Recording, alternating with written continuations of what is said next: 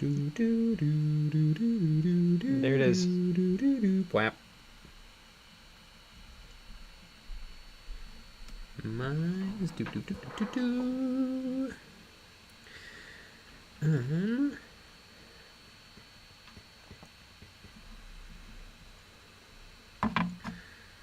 Alrighty, I got the cape is red, the dragon is crazy vibrant. I feel like I want to desaturate that skull a little bit. Right, and you want to paint that gun green. Mm-hmm. Scholar Faust. No live stream today? Nope, no live stream. No live stream. We decided to take the day off. Yeah, so this is actually pre-recorded. Yep. Yeah, so thank you everybody who submitted your comments early, so that it appears very live. Darknet Pretty hello. So yeah. Yes. This is just a very elaborate charade. Right, exactly.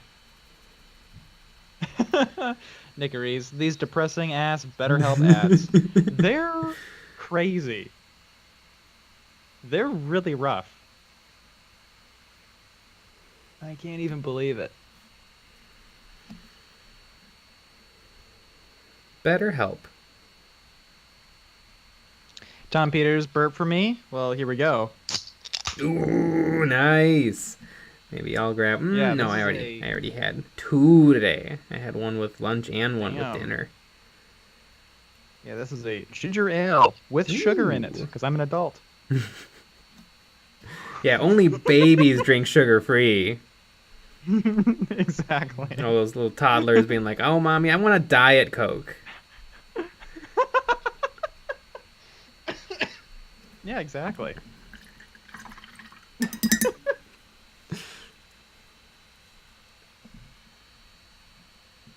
I'm watching my weight, mommy.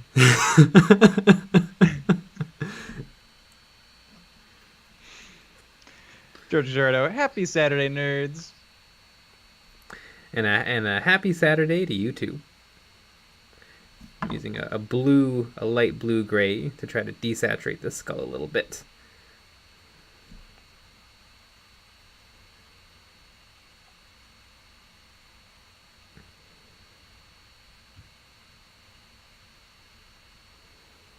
Nickeries, I rewatched your 40k cookie cutter Christmas episode. You should see your letters to Santa and compare what you got from the man.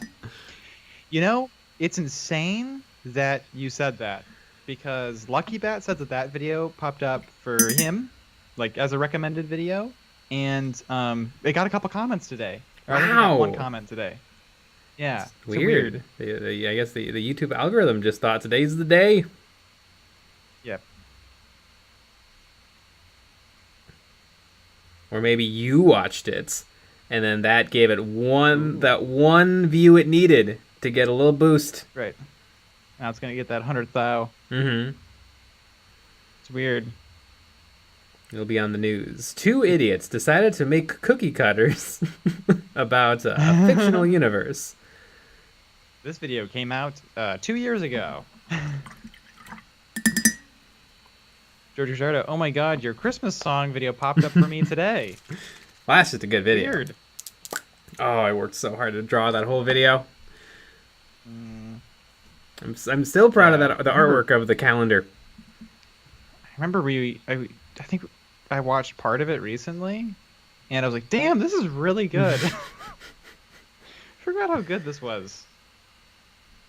Like, the beginning looks really... Like, the whole thing looks really good, but I was like, the beginning has, like, effects on it and stuff. Mm-hmm. Damn. I worked so hard on that planet explosion. Everybody go watch the video and tell me how good a job I did drawing a planet exploding.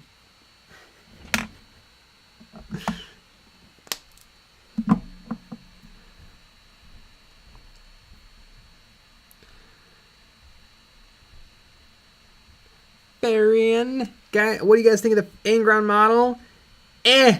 Don't love it.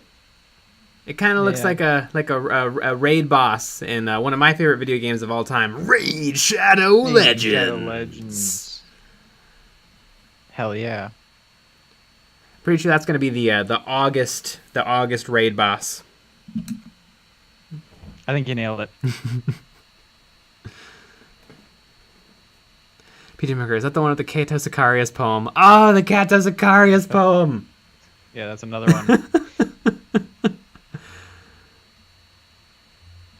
Scott Frost, question about glazing. Say I use a brightish blue, but want to get darker on one part of a Necron energy sword. Do I use an Abaddon black mixed with the base coat?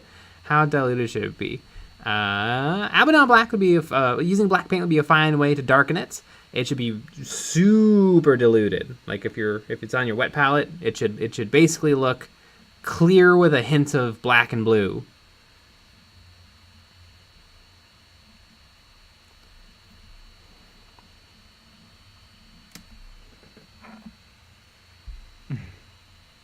Captain Blue, pick up Raid Shadow Legends today.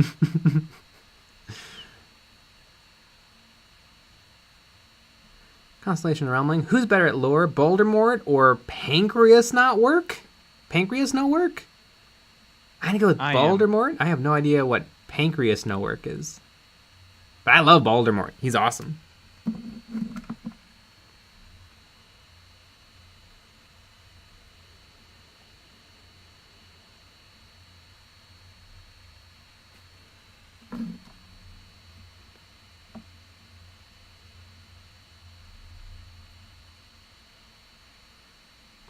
Toxin 807 just bought an airbrush plus compressor. Your video helped a lot. Ah, neat. Good luck with your airbrushing.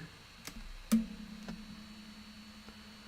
didn't have Jay. I bought another box for my kill team. I also got a box for kill team. Oh my goodness. Couldn't help myself. I like kill team. And I'll get a kill team done with these guys, and I'll get a kill team done. Maybe the next thing we paint on stream will be a kill team. I mean, it'll be up to the patrons to decide, but it's possible that it'll be a kill team related. Also, I have another kill. I have so many kill teams. So many kill teams. So little time.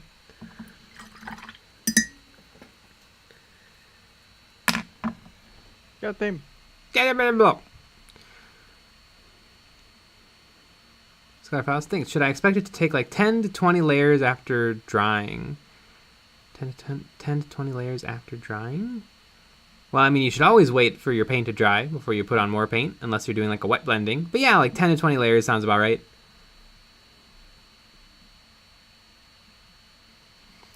Super non-friendo. Who's better at lore? Going with Major Kill. I mean, between Major Kill and Major Kill, I'm going to say Major Kill. Between those two. You kind of sound like sounds like a major shell.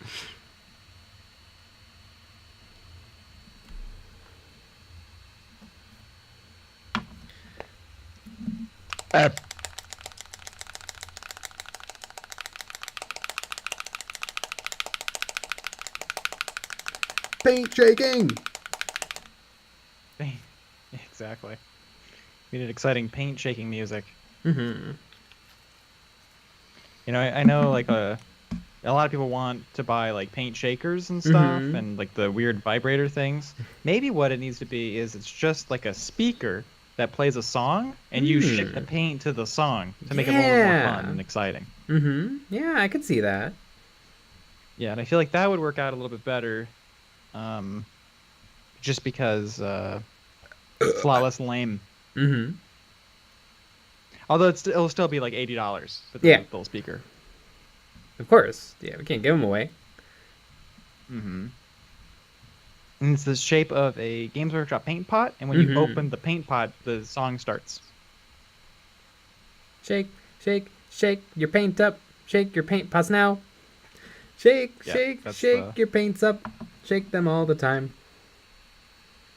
And that's going to be the recording from this live stream that will be in it. So how many can we put everyone down for? 2? Maybe 3 each? Oh no, here comes Army Painter. You're gonna be shaking your arm off. And an 8-year-old pot of Alejo.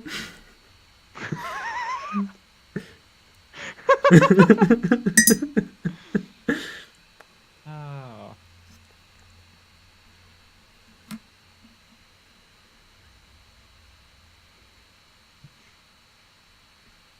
for pigment, or just strap it to your Sawzall.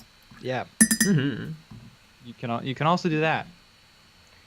I know. Yeah.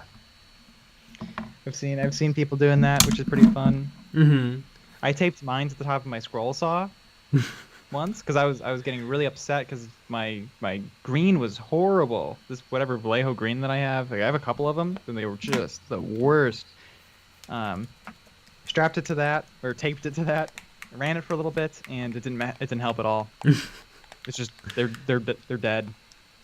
Really, really old and bad. Can't believe opinion on paint shakers. If there's like a reason that you have a hard time shaking paint, I think it's a smart investment, but just shake your paint with your hands. It's fine.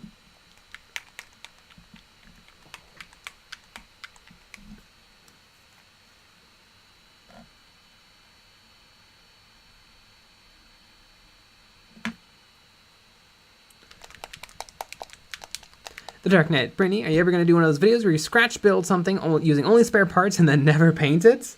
Probably not. I always feel like those projects always kind of look like a bunch of random parts glued together.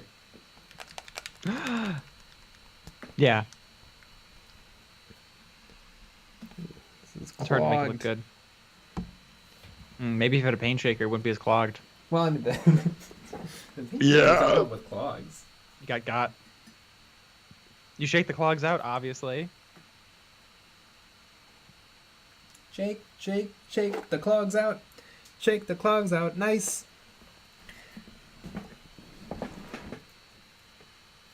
You know, clogs don't happen a lot with pots. Yeah.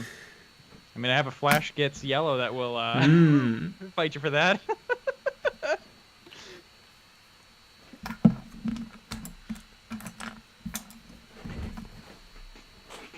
Or a Cermite White. I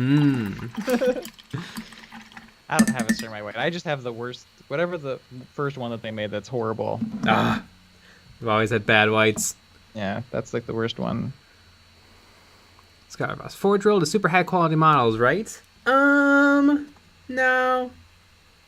They're resin, so they're, in theory, a bit more detailed than regular plastic insert shot models, but the quality of Forge World resin cast is not amazing. Yeah. Captain Blue, opinion on the Army Painter. Like the company? Or do their paints? I like their washes a lot. I really like their speed paint. I've been using their speed paint a ton recently. Their regular colors are hit and miss. Some of them I like a lot. Demon Yellow, I use a lot. I like it. Their black and white were surprisingly good.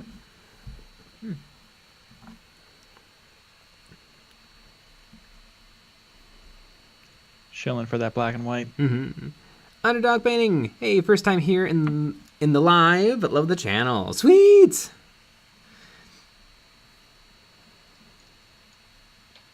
Oops.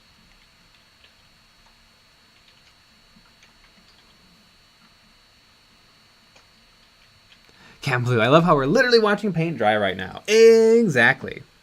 Yeah, watching paint dry is my favorite too.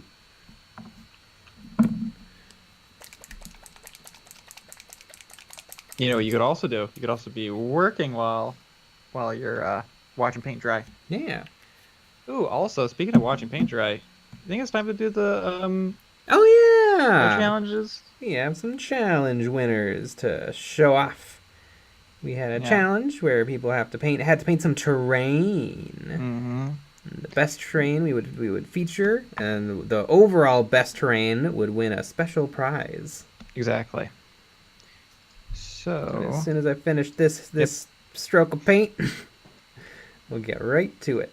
Yeah, we always do these challenges every month on our Discord, so you can join it. And yeah, we have another one that we'll announce. Another easy one. Almost forgot about it. All right. First up, we got the most natural, or best Yeah, best use of natural stuff. Yep. So drum roll, please. Boom! Best natural scenery, Westfalen, for a adorable little home with a windmill and a boat. It's amazing. The windmill moves, which is fun. Yeah. There's a video that came along with it. Mm-hmm. Pretty interesting. All right, shall we move on? Community pick? Yeah. Community pick, Fiend, with the whole Octarius box of Orky terrain. Yeah, super cool. And this was the one that was picked by the people. Mm-hmm. That the people pick. Yeah. Also, I hope those aren't Fiend's dice because they have skulls on the 1, which is dumb. Probably Fiend's dice. Yeah, they're probably Fiend's dice. Well, they were using that in the Horus Heresy Battle Report. They were? from Warhammer Plus. They're like the exact same ones. Next up, we got Best Handmade Terrain with Pharaoh Von Saphiro for a very nice, a lot of verticality board. Yeah, pretty insane. After that, we got Rustiest Rust. One of the categories was Rustiest Rust. And this model has the Rustiest Rust from Gorka Marcos for some very nice rust. It's a very nice rust. Yeah, nice rust on the body of this, and very nice little drippy rust off of the rivets. I love it. I love a drippy rust. Me too. Next up, the first of Nick Day's Top 5, Danziger Doom, with a pallet and a Baneblade that has been converted to be a stationary turret. Mm-hmm. And is very nice. Mm-hmm. Next up, Nick Day's Top 5's Anoja, with a really nice little kind of fantasy dwelling. And a fun fountain, and just a little bit of scatter terrain. Really, really pretty terrain. Yeah. It's just nice. Next up, Sprycraft with some homemade, like, Imperium terrain. Mm-hmm. You can see the little Imperial eagle. Mm-hmm. Yeah, and then there was a bunch of barricades of different kinds. So that was like an orc barricade. And there was a bunch of different ones too, which was interesting. Yeah. I just picked a couple photos. Mm-hmm. Next up, Agent Lima with the terrain from Macaque. Macaque. Isn't that Nachmund? Oh, was it? What came in Macaque? I don't know because I don't think we did. Oh yeah, Macaque was the Sector Fronteras stuff. Ah. Oh yeah. So this is not that. This was not Macaque. You got by. I got macaqued.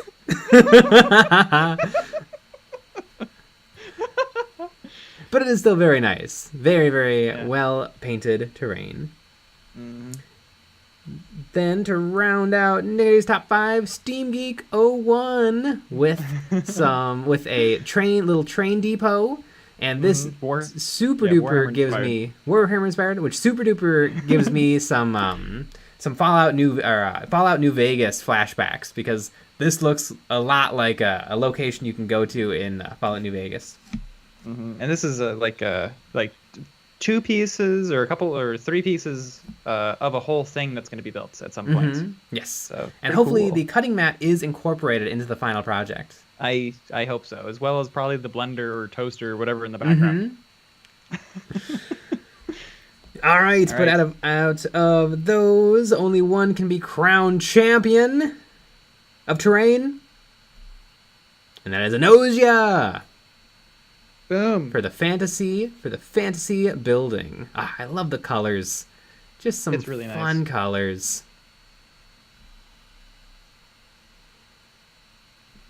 Very fun. Yeah. And everybody at home clap too.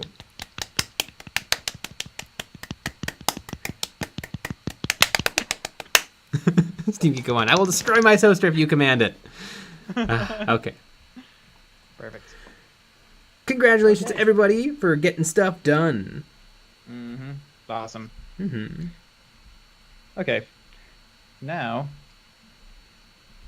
let's go to this next challenge, which is, it is somewhat related. Let me unprivate it.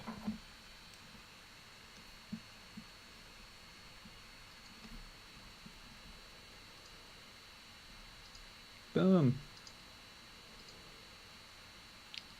Rules. Oh, let me, gotta copy this over here. Give me 1 second. The rules are up on our Discord, and you can actually look at them right now before I read them out loud. That's For a little sneak peek. A little sneak peek. Come on. There we go. Boop. Pop. Beep. Pop. That's the sound of working being done. Forgot that I was on a Mac, so it's a different command key, and here we go. Oop, and I forgot to switch my keyboard over to my Mac, and it's a different command key.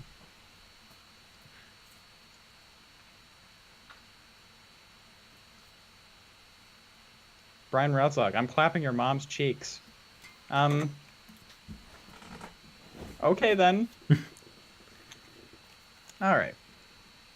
So, this one's called Objectives. And guess what we're going to be working on? Making objective markers. Mm-hmm. That's gonna go with the scenery. If you participated in that event, or you know, if you have a board or whatever, and you need objective markers. So create like 4 to 8 markers and make sure that they follow the same theme. A theme could be that you match your objective markers to your army or your existing game board.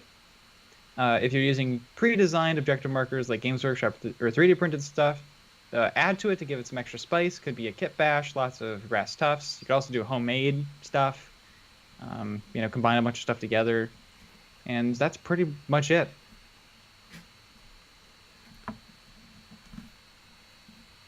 Objective markers.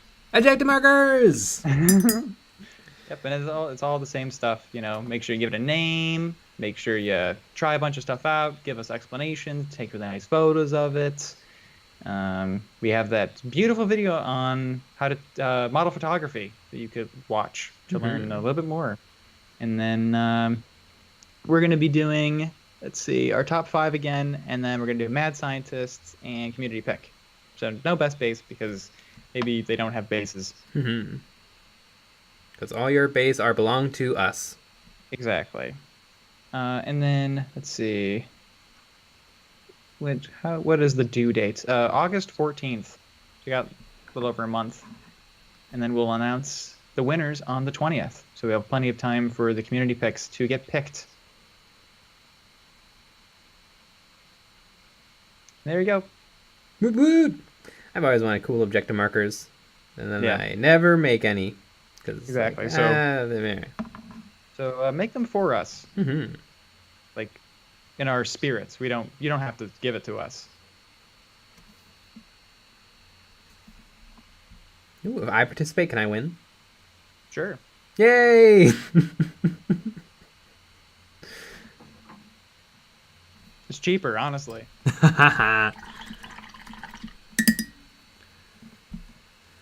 God, Faust J, do you find it easier to start with bright colors and go to darker, or start with darker and go brighter? Yeah, I always start dark and go light.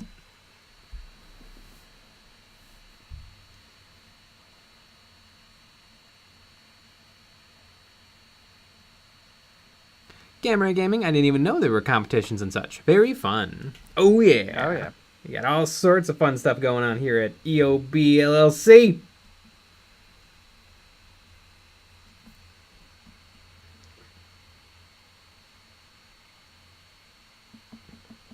I'm trying to get this lady done today. But it won't be done because I have 2 more Tempestus Scions to paint up for this kill team. Yep.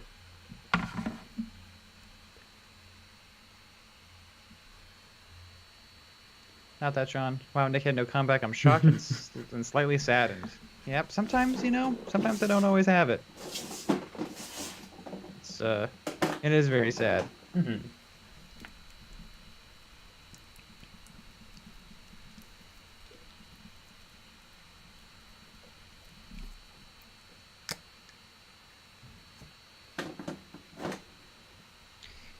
Flipping Dude at 88. Come on, people, like and subscribe. Yeah. 700. Yeah, we're only 700 away. Ah. It'll happen this week. Yeah. It will. Plaque. Let's see. Yep. I want that plaque. Okay. We're officially at 99,326. Pretty sick. Mm-hmm.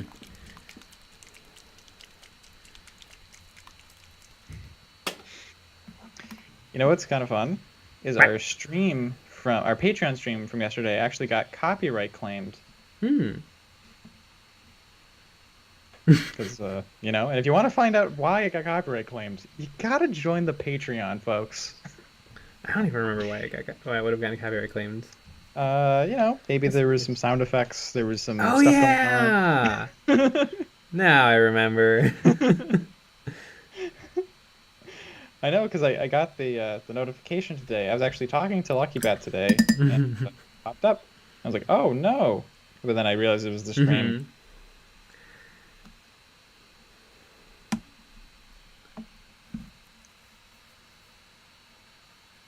It's very fun. Shams Lambaz. Wow, that's some juicy reason to sub. Kyle Baisden, once you hit 100K, how are you going to celebrate? Gonna go to bed early. Yeah.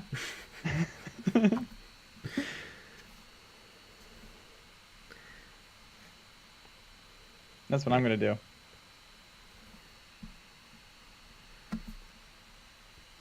Yeah, I probably won't go to bed early because we have some pretty spicy stuff coming this week. You mean tomorrow? The kill team stuff? Well, there's just, we got some big projects in the works. We do. And also the weird announcement thing for tomorrow. Oh yeah. The preview. Yeah. 8 o'clock. Summer Skirmish Online. I will be on the Discord, and we can watch whatever it is Games Workshop wants to show us together. Well, And what I find weird is predictions. what they usually do. So they usually show, like, obviously, like, times in UK and Los Angeles or whatever, but they also have like New York, but they switched New York out for Chicago. Huh. Kind of like they know that we are in the central time zone to make it easier for us to know what time it's going to happen. That is very interesting. Isn't that interesting? Yeah.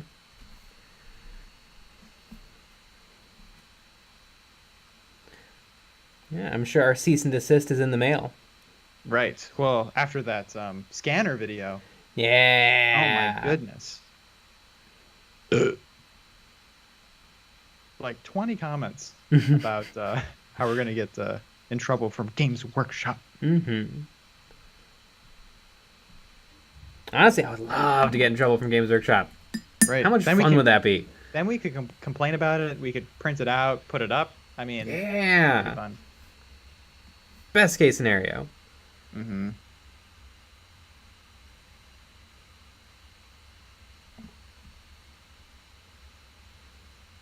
Joe Runge, the Chicago Mafia bought 28% of Games Workshop. You know what? That makes sense. So they've moved it from New York.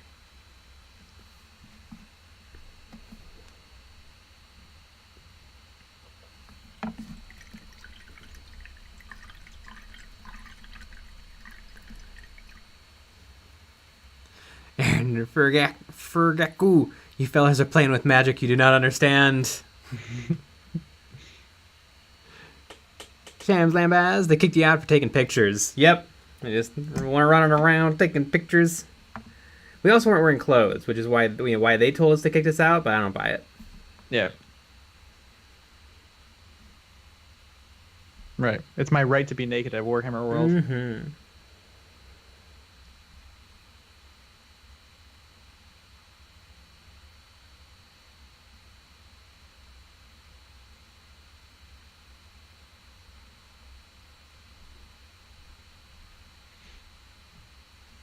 Joe Runge.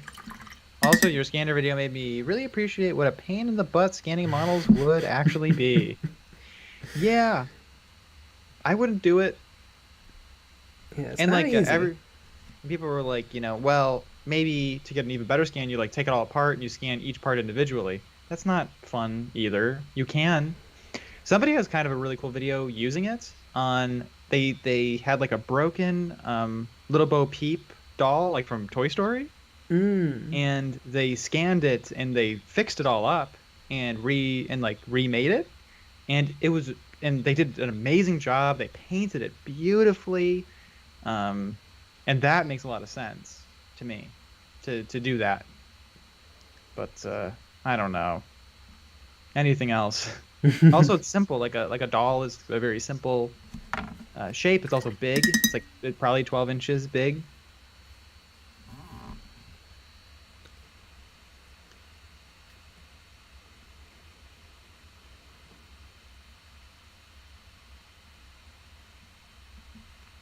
I only want to watch it. EOB Evening Boys got my Culture Hustle orange paint in the mail today. Gonna have the brightest Stampa in the world. Oh, is that like the orangiest orange? Ooh, orange Stampa. That sounds pretty cool. Yeah. I mean, I think my Stampa might be orange. Like my battle wagon. Matt F, I heard 12 inches big. Well, you heard that right.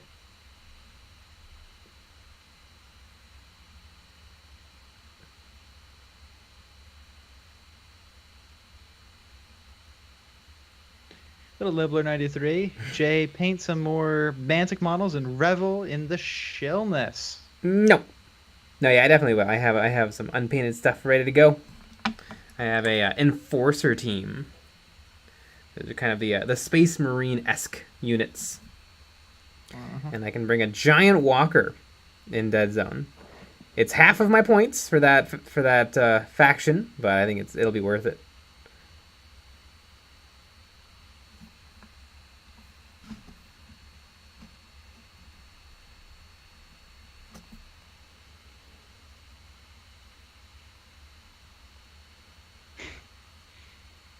Exactly. Ooh, the Mantic has one faction that I really want. I think the book's right near me. I'm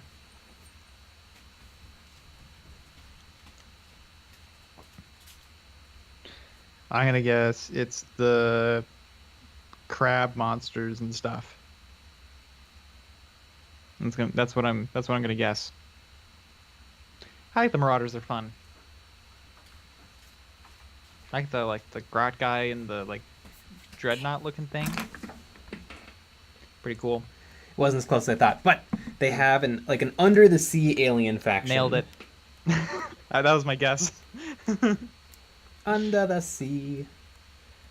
Where are they? Oop, I think are they the Nameless?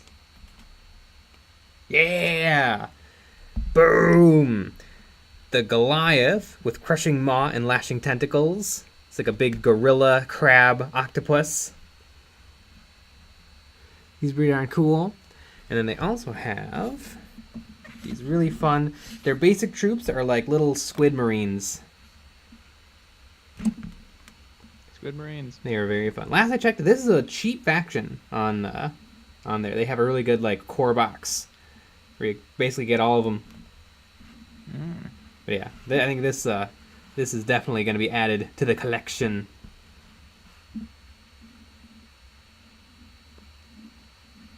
I mean, look at that guy. He's got 3 eyes and 3 claws and a big butt brain. Who doesn't love a good butt brain? I got a butt brain. He's the Psychotroid.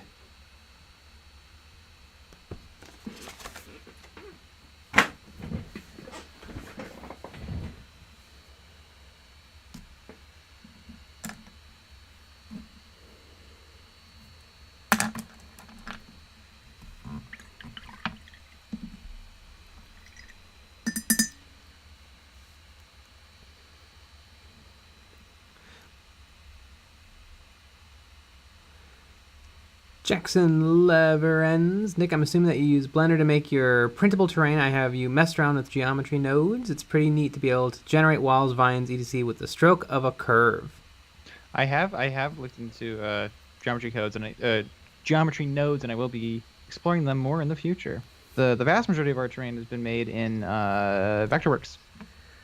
But I've been doing some Blender recently.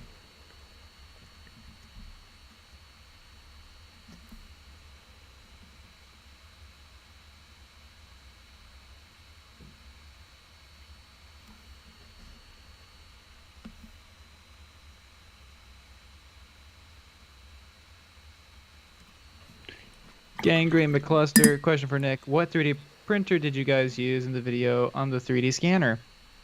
I used the Photon Mono X6K, which is a very, very nice 3D printer, and I would highly recommend it. It is expensive, but I really like it. I've had very few problems with it. Does a good job. I like the big ass build plate, especially because we print tons of shit all the time. It's nice to be able to print it all at once and to not waste as much time.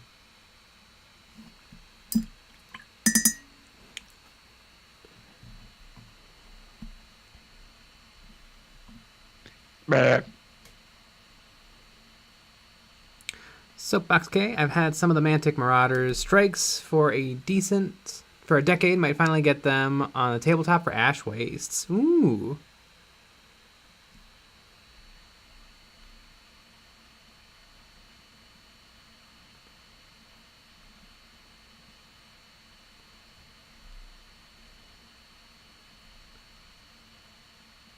Shower with us, DM. How does Jay and Nick deal with their pile of shame? Many boxes. Many.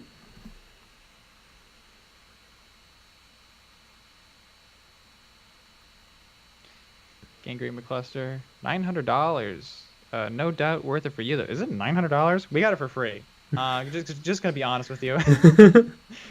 we did something with Anycubic, so they gave it to us. I thought it was 700 or 600 or 700.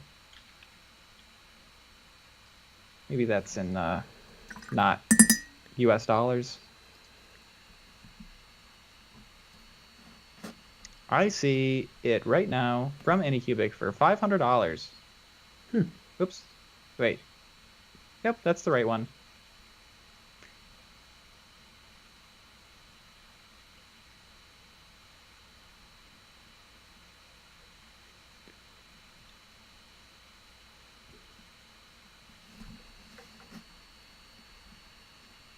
Yeah, I really like it.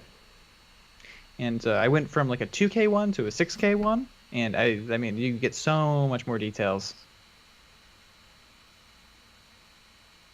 Yeah, $500, really good printer.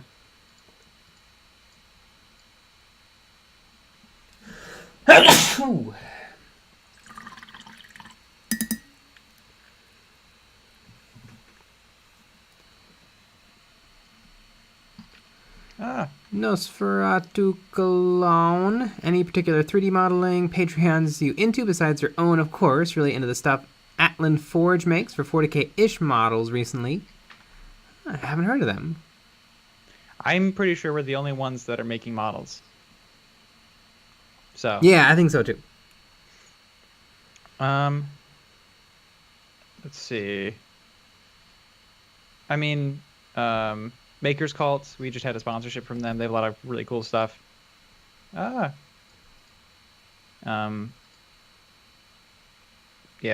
that. Oh God, there's another one too. Let me do a little looking. Puppets War has a fun Patreon. Yeah, Puppets War. We also did something with them. There's one I'm thinking of. I bought some stuff recently.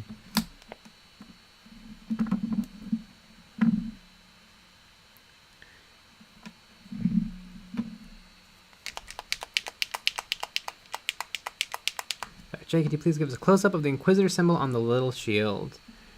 I might have to play with the camera a little, because she is a small model. Okay, if you look up, oops, I don't want that. If you look up Torchlight models, some pretty cool stuff. Okay, I want to see the My Mini Factory. Here we go. I got some. I'm not going to play. God, My Mini Factory has so many ads. I'm probably not going to play Blood Bowl, but they have the Black Rock Killas, which are some fun orcs, and they have a goblin team that's just silly. The Lunatics, which is just a really silly, cute like Blood Bowl team, and like there's two naked grots running across a field like they're streakers, with a sensor bar over their dick. Nice. And for $23, those can be yours. And it comes with a bunch of other ones too. There's a really cool one with like a ball and chain, and yeah, I really really like them, so I bought them.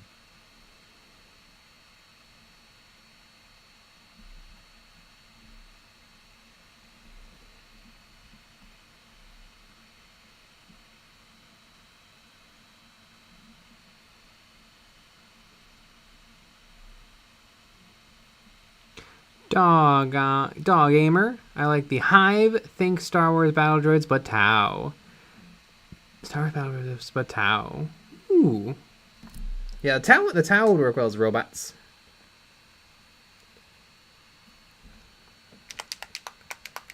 Ow.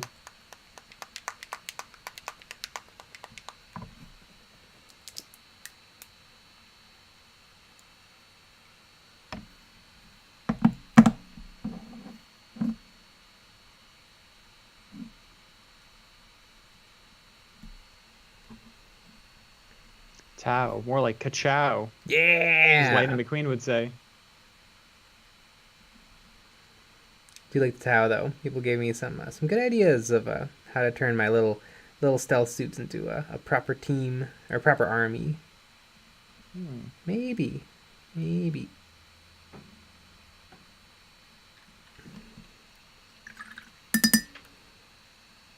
Oh yeah, and I wanted to say that I really like Soraya Tech resin. Really like that resin in for the printer. Like a lot more than any cubic or like Elegoo or any normal one. It's a little bit more expensive though, so maybe not. But I mean all of these weird problems that I was having and things not forming correctly, even after doing all the testing and stuff, those went away when I switched to a different resin. It's also a little bit bendy, so your models aren't going to shatter as badly. They still will shatter probably. Mm-hmm.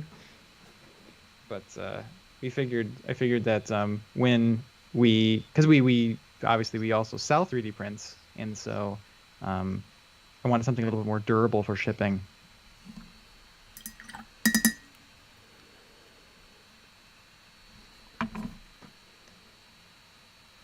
Spooks, hey Jay, good evening. Are you thinking of picking up the newest made-to-order Classic Chaos Space Marines? They're kind of cool, but no plans. I don't think I've ever done any of the made-to-order, like, limited runs. What are you not a shell?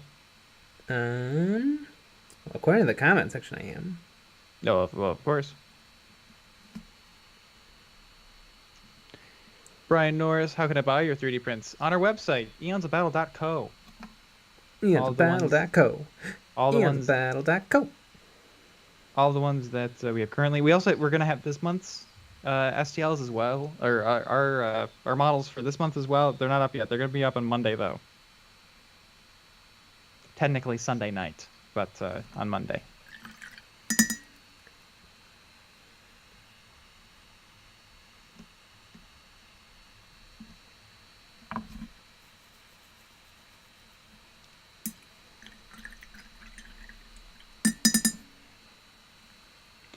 Made to order. Mm-hmm.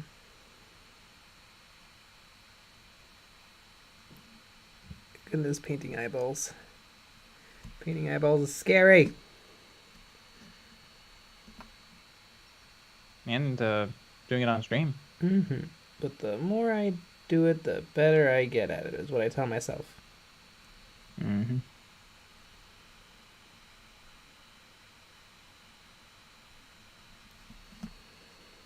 Maybe give her glowing eyes because she's a psyker. Hmm. So I'm gonna give her Psycho Eyes because she's a glower. Step 1 of glowing eyes is to paint the eyes bright white, but leave like black around the edges of her eyes. And then I take a dark blue, and I slowly start to glaze it over her eye.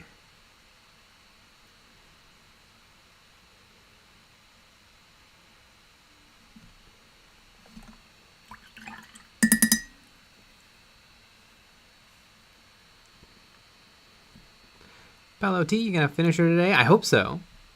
Ooh. Dark Knight printing EOB custom kill team when? Oh, we got plans. We got plans. Don't you worry. They're gonna be seahorses. Mm-hmm.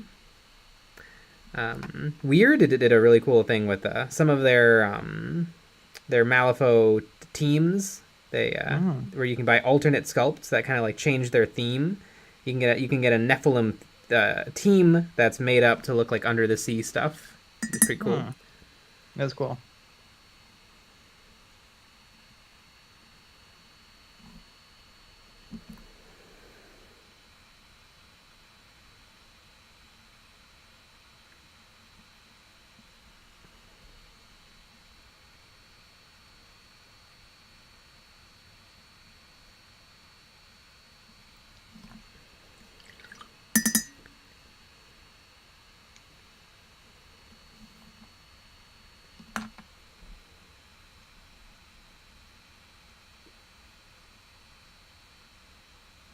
Diley. Fight the FOMO, no temporary made to order, but if you're weak, I have them in metal. It is fun to have those old models in metal. Are my blues not in front of me?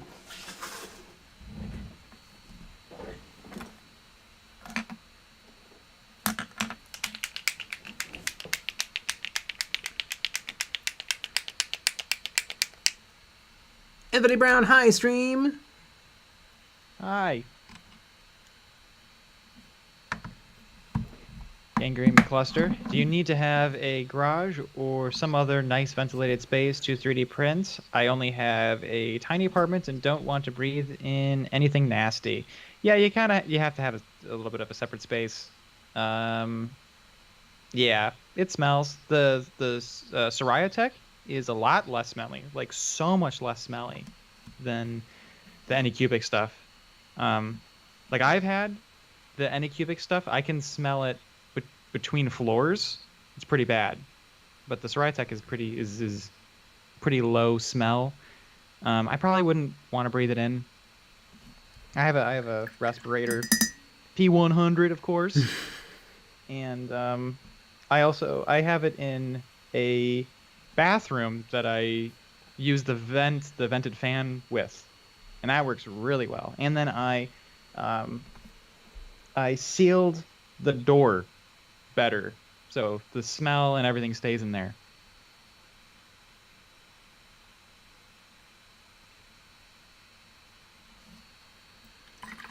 Yeah, it's kind of smelly. The worst part is the alcohol. Alcohol is really smelly when you have to deal with it, but you can just wear a respirator for that, and then once you're done, you just cover it and you're probably fine.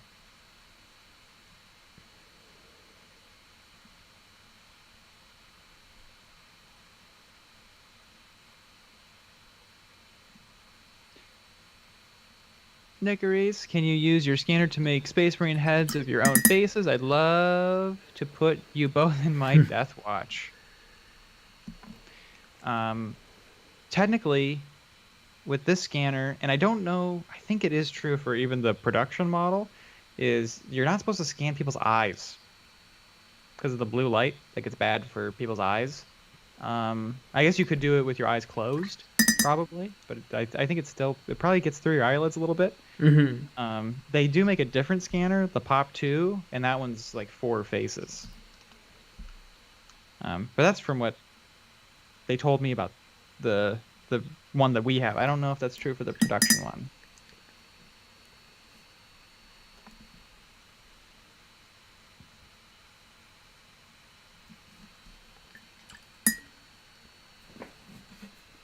YouTube video. Hey Jay, honestly, does your hand shake when you do small edge highlighting? If so, how do you make your hands become steady? Less coffee or what?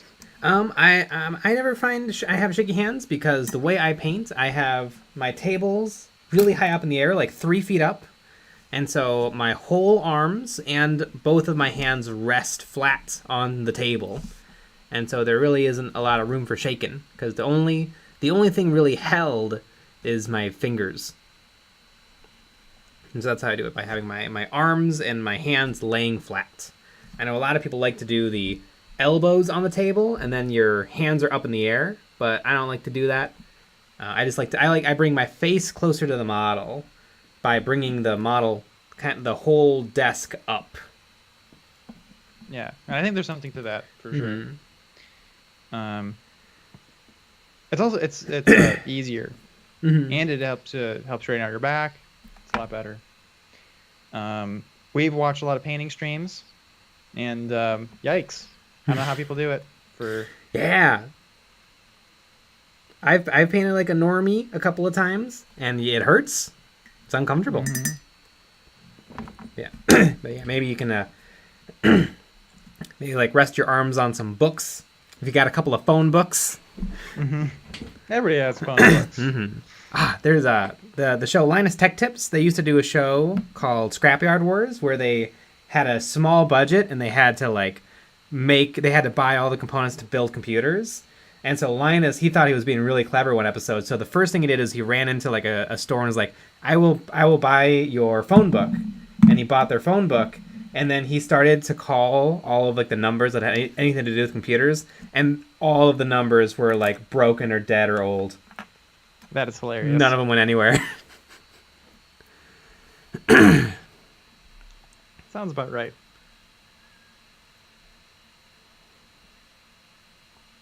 Paulo T, okay, I bought a single Plague Marine box. How do I set it up? The loadouts for the best kill team. Alright, you want the Plague Sergeant or Plague Champion? Plague Sergeant with Plague Sword and Plasma Pistol. Then you want to build one as a Specialist with Plasma Pistol or Plasma Gun. And then you want to build the Blight Launcher. That's a really good gun. And then just build a Plague Marine, a normal Plague Marine with a Bolter. And then build the Plague Marine with Banner.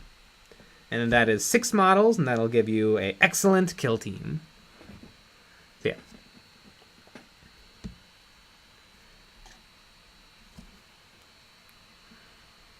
yeah.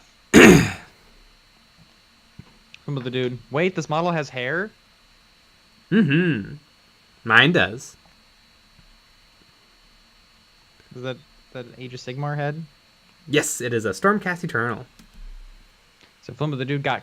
Yeah! Gangrene McCluster bought an adjustable standing desk so that I can bring the table up really high when I paint. Way easier on the back, and you can stabilize your hands on it even with the model up to your face. Absolutely. Yes, I want one of those. Yeah, IKEA has some cool ones are like they're like electronic. Yep. Not electronic. They have a motor that raises and lowers it. Once again, Linus Tech Tips. He got on top of one of those and then had the motor raise him up. The Linus is a very small person. Yeah. What, maybe 100 pounds, 102? Oh, yeah, probably 102 soaking wet. It's all the Beat Saber. It keeps him trim. Hell yeah. The only game that looks like fun in VR.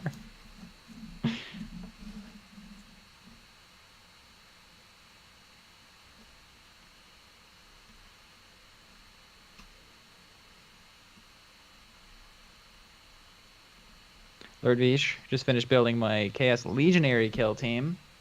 Ooh. Nice.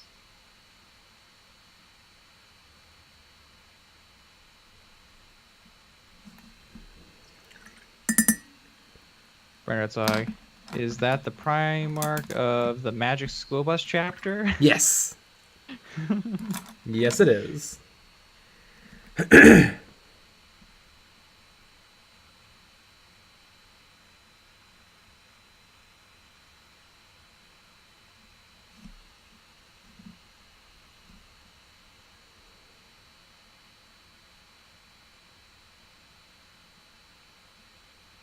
I liked it when we watched Magic School Bus because it meant that the teachers were drunk or hungover. The thing that's crazy is, like, when we were in school, those teachers were our age, basically. Yeah. A lot of them were not that much older than us. And they were in charge of too many kids.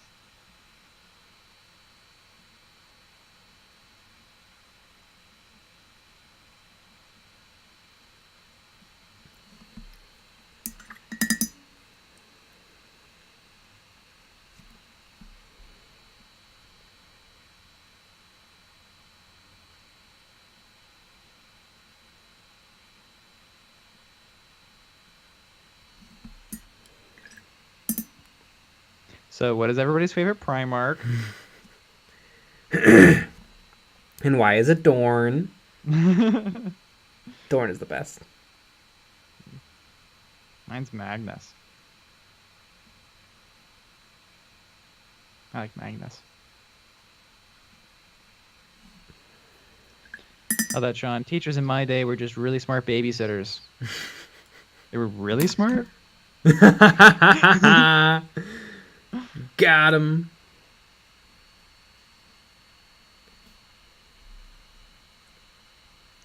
Anyone watch it? Well, my nippers just broke, so I guess I'm done for the night. Good night, everybody. Good night. See you next time.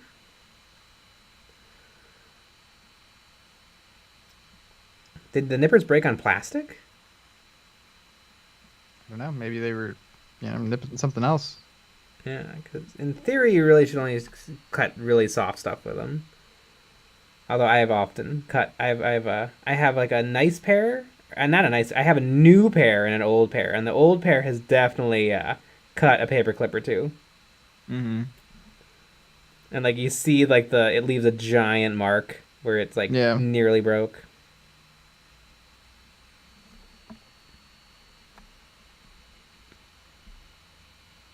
Ooh, now that Sean, in Canada we have smart people. I don't know about that. Yeah, my cousin lives up there, so. So not a lot of winners, or? Is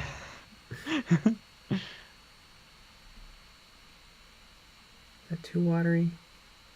Or not watery enough? I'm kind of watery. Mm-hmm.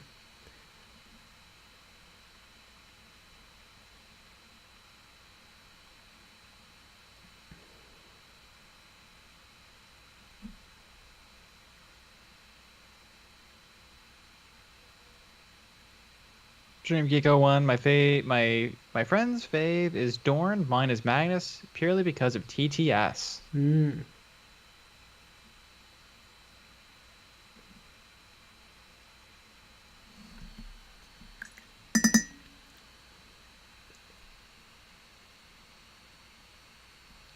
Anthony Brown, Sanguinius, anyone? Sanguinius is an often forgotten about one. He's got a really cool backstory where like he's like a super intense, ragey, violent guy, but like he keeps it under check.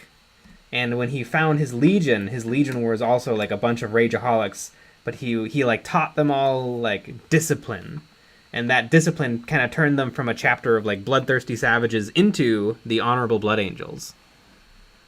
And we're forgetting about Angron. Angry Ron. Oh, Angry Ron.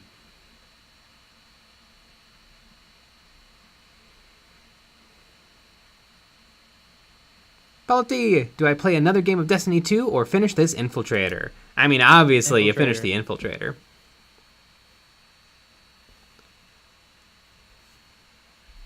I'm sure Paulo D was already putting it away. Mm-hmm. You said that. Action figure wrestling. Any tips on OSL? Yeah, you have to make the thing glowing lighter in color than the projected light. So if you want blue light cast, you should probably make the thing casting the light basically like pure blue or like super light blue, almost white.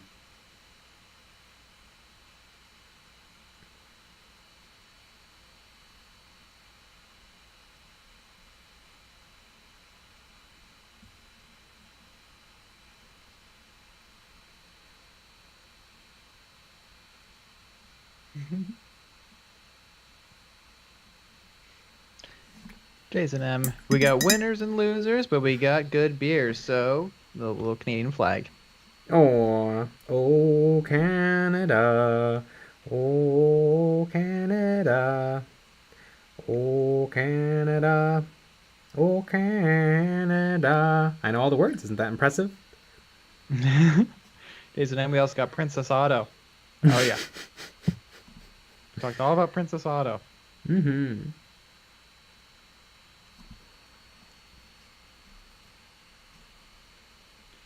Brian Norris, you guys making stickers anytime soon? Potentially. We do have the Say No to Pots. We have like an updated version of that we need to do something with. Still, it just got caught up in the void. Mm-hmm.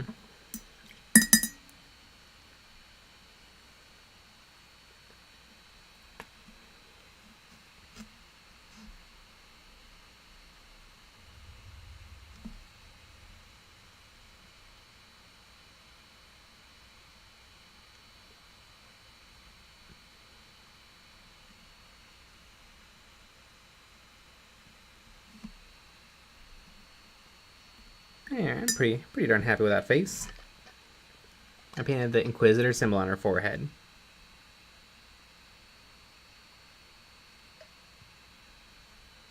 Because she's clearly a very loyal Inquisitor and would never think to do anything wrong, like use Xenos tech or you know, let any Xenos be in the presence of the Holy Inquisition. Exactly. That's a parakeet, not a alien. Clearly. Right.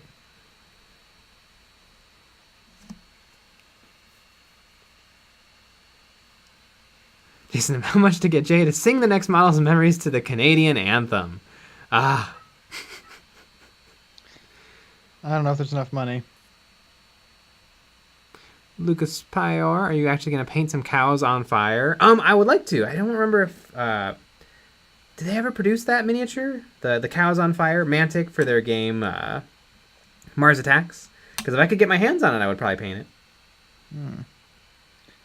Maybe we get some cows and sculpt a little fire on top. Yeah. Yep.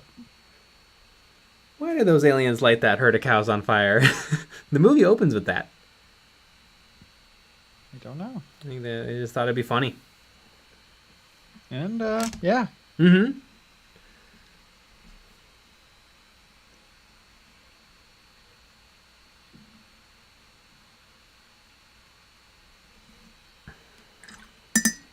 Lego. Diley, very special issue bolter there. Absolutely. And I'm going to be right back. Oh my goodness. Well, you know what time it is, everybody. It's time to air all of your grievances against Jay in the comments below, and you can say anything horrible or mean about him while he is gone. I'll go first. As always, he is very smelly and also rude. That's how I'm going to start this. So if anyone else has any grievances to air, please do right now.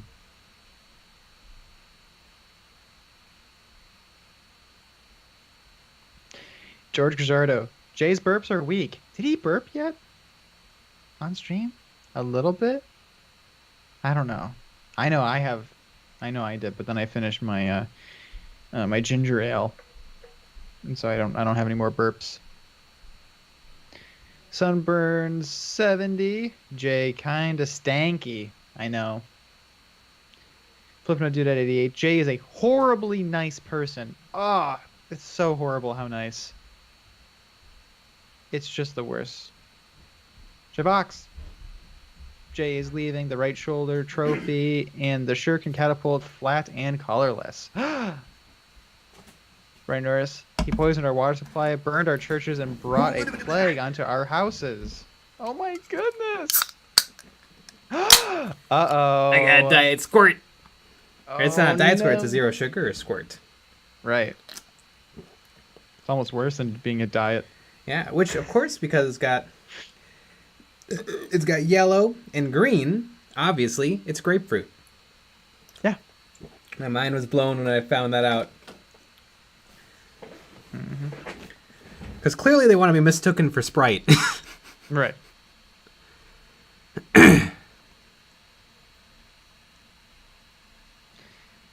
Not that, John. Jay talks shit about Canada, as did Nick. I'm very upset. Mm-hmm. As you should be. All right, what color should I paint this shuriken catapult? She's ended up kind of being a very bright character. Orange. But I don't want to go too bright. No, because the alien is also kind of orange. Green. Green. Eldar shuriken catapult. It's gonna be green. Isn't it kind of weird that the Eldar have disc launchers, like the kid's toy? Yeah. Yeah, it reminds me of the Nerf guns with the discs. Those were great. They were really cool. They're some of my favorite ones. Mm-hmm. Man, they hit hard too. They did. Yeah, because it was a big foam disc with like a little plastic in the middle to keep it straight. Yeah. Those are great. Nothing worse than doing a little Nerf war, and you're dodging and weaving, and you leave yourself open just a little bit, and somebody hits you with one of those. Mm-hmm. You feel like such a loser. Yeah. Oh, cream. Of course it should be cream, like the classic Eldar. Mm-hmm. That'd make me cream. I suppose it's a Jason bone color because bone singers. Burp singers. Mm-hmm. Jason M. I hate Jay so much that I can't speak about without going to jail. Damn. Go to jail. Go to jail. Do not collect $200. Do not pass go. Oh, Monopoly. There's a 40k Monopoly, and it stinks. I don't know if they were just lazy or they weren't allowed to change it, but Yes. it still uses the same old go to jail, pass go art, and it just looks so lame next to the cool 40k art. Can I not be allowed to change it? Yeah. Which, who cares? It's not like Monopoly is a good game. And, it's a brand thing. Right. I like Monopoly. I'm good at it. Yeah, some people just aren't as intellectually good at it, and I totally get it. The Great Penguin Nerf Vortex was amazing. There was Nerf made this crazy Nerf Vortex magazine that was bigger than most of the Nerf guns, and it held, I want to say 60 discs, and it had Damn. 6 spring-loaded tubes, and so as it used them up, it would immediately shift to the next tube. It looked absolutely ridiculous, but it was really cool. My favorite Nerf magazines was the old drums. The one I covet is the little 18 dart drum. I never had one, but they're so cool, and they hang off the left side, which is perfect if you're left-handed because then it hangs out in front of you. I don't know why they did it that way, because if you're right-handed, that means that it hangs kind of into your chest. Yeah. And they kind of fixed that because now they're centered, but they hang a lot lower because they have a tapered funnel to help them go in. But yeah, I would love a couple of 18 dart drums.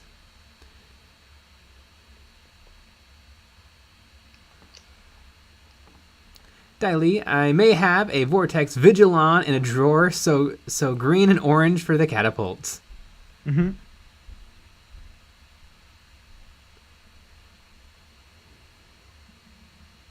The Great Penguin. For a man of my age, I know too much about Nerf. And I was rewatching some episodes of Seinfeld, and George had the Nerf bazooka in his apartment.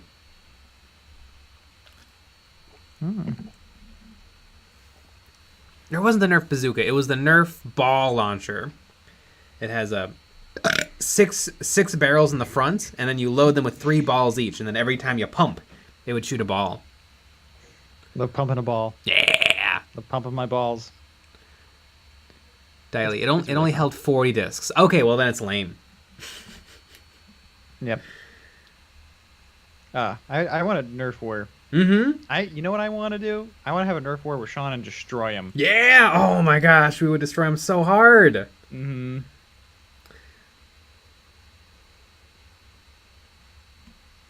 They although Nerf's kind of been failing, or not failing, but Nerf's kind of been not leading the pack in terms of interesting foam weaponry in recent years. I forget the name of the company, but there was a company that came out with a electric flywheel Nerf dart gun, but it shot at a just under 100 FPS. Damn. Which I think Games Workshop caps themselves at like 70 for like safety, but I want a Nerf gun that shoots 100 FPS. Mm-hmm. Because you know what? It's Nerf or nothing.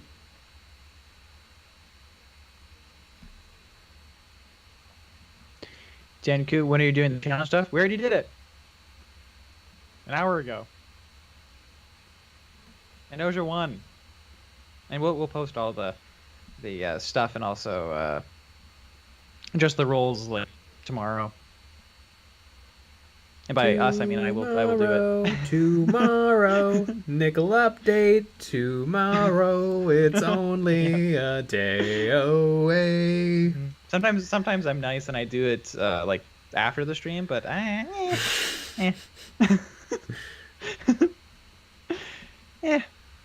don't feel it. Just don't feel like it. My favorite Nerf gun was the Nerf Vulcan. The humongous belt-fed Nerf gun. It was awful. It shot like 1 dart a second, but it was so much fun. Yep.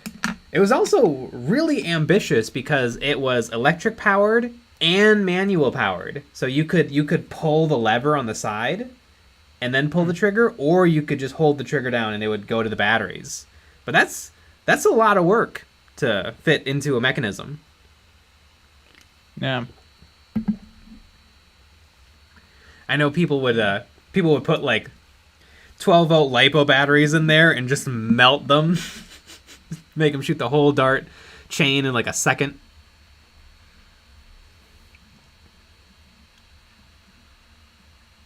Stephen Whittam, do either of you have experience with resin for water effects? Basing my Kakaradon Terminators striding through the water, and I want blood in the water from their chain fists dripping gore. That sounds super cool. I have no idea how you do it.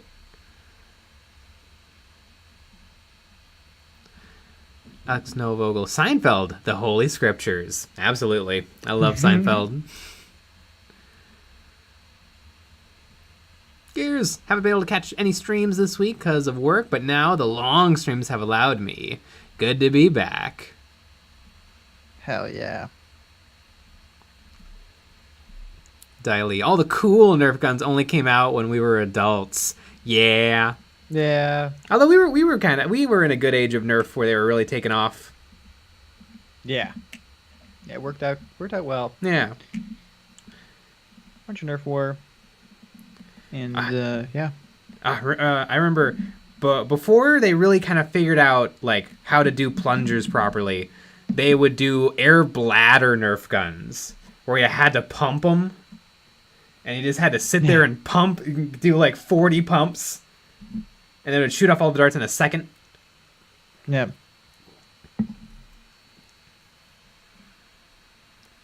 Ooh, speaking of Nerf, actually, they just came out with a really cool Nerf gun. It is a magazine-fed bullpup Nerf gun. I think it might be flywheel powered. Yes, it is flywheel powered, so it's an automatic Nerf gun. But it has an underslung shotgun. And the shotgun is on a bladder system. And I think you load 6 darts. So you can fire off Nerf darts at the flywheel, or you can hit the button on the side and it just shoots 6 darts. And that's pretty cool. I remember I built something like that by like hot gluing Nerf guns together. But now you can just get it.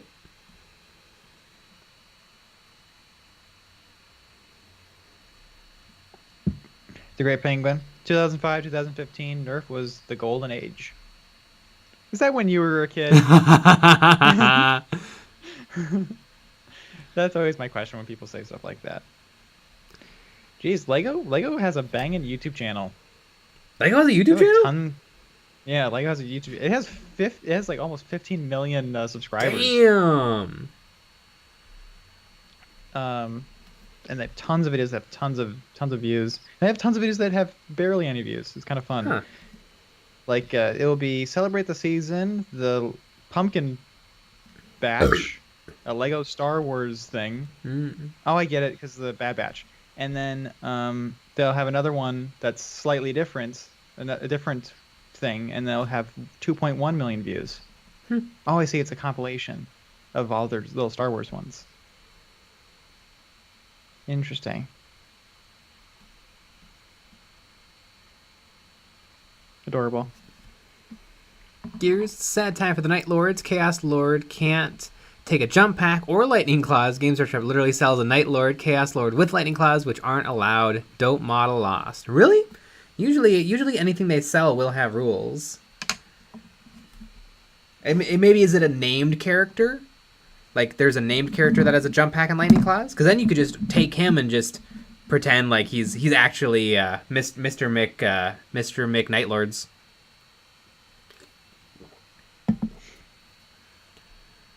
Wow, they have weird stuff. Alicia Keys builds a flying Lego piano in 90 seconds. Huh. Guess how many views? I have no idea. 800,000. 74,000. Ah! It's weird. They have celebrities come on and to build stuff. And it seems like nobody cares. That happened to Games Workshop. Remember they had Schmiegel or Gollum. Yeah. Andy Serkis paint Grey Knights, and nobody cared. Yeah. But they'll do like a showing off a new set, 300,000. Yeah. Evan Cunningham. I'm gonna say this to interrupt you. They're putting out like more Ferrari cars and stuff. And I kind of don't like the newer ones because they use a lot more of like the flatter panels and they don't look as Lego. I had ones that look like Lego. I think it should look a little bit like Lego, more than just a car. Evan Cunningham, the Firefly was sick. The Firefly was sick. It had little LEDs that would light up when you pulled the trigger, and it had, in theory, glow-in-the-dark Nerf darts. Alex No Google. Did you guys see the Lego King Bowser toy that was just announced? It looks really cool. It looks really good. But it's like $270. Yeah, you have to really... Although, Mario fans are big fans. Right. Also, it's for adults. Yeah, of course. Even though it's for kids, it's for adults. Yeah, I mean, it's really not for kids. What kid would have fun with like a 12-inch tall, heavy Lego Bowser that you can't do anything with? I probably would have. That's really up my alley as a kid. Like truly, yeah. But 270 is kind of way a limit, like way above a limit. I would say. But that was the reason why I clicked on the Lego YouTube channel was because of that. Popped up. I'm like, all right, let's see what this is. Arn, for Gaku, you would think Bullpup would reduce recoil, but who knows? Oh yeah, all of that Nerf recoil.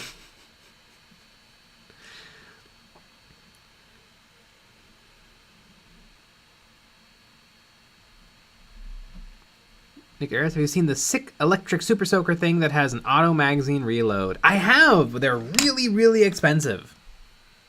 But they look kind of neat.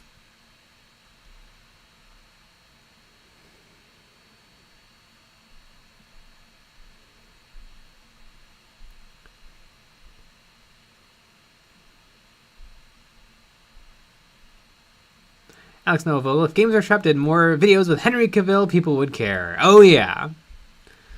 But I don't think Henry Cavill wants to be in more videos. See, did they care? Because he was in something with them.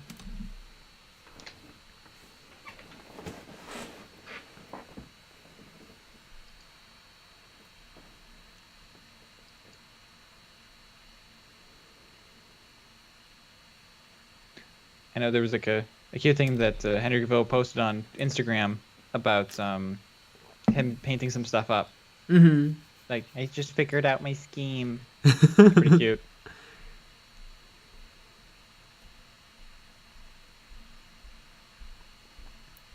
Want some soup? Hey man, I'm pretty new to your channel. For the past few weeks I've been watching a lot, and I gotta say thanks. I've been trying to get into painting 40k miniatures, and your videos helped a lot. Keep it up. Yeah, no problem. That's what we're here for. Arn Furgaku. Hey now, everything has recoil. The science still stands. Do bullpups help with recoil? I know they give you a lot of barrel length without increasing the length of the weapon. I know the Brits had the SA-80 for a while, and apparently it was not a success. Are there any other really major bullpups in the world? Oh, China. China's main battle rifle is a bullpup.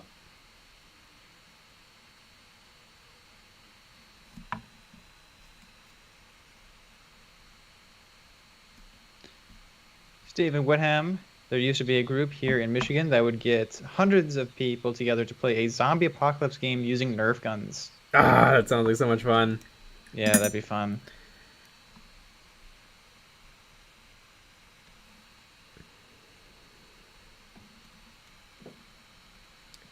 I know we would do that. We would have a zombie where if you get hit, you become a zombie, and then you have to tag other people. Yep. Yeah, we did that.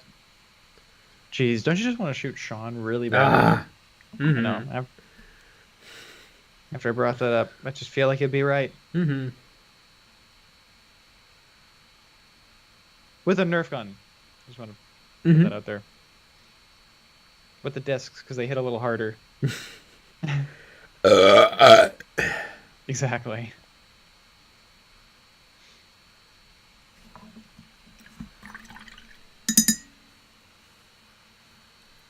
The Great Penguin. My airbrush broke, so I decided to spend all my money on Magnus the Red instead of a new airbrush. Hell yeah. Love Magnus.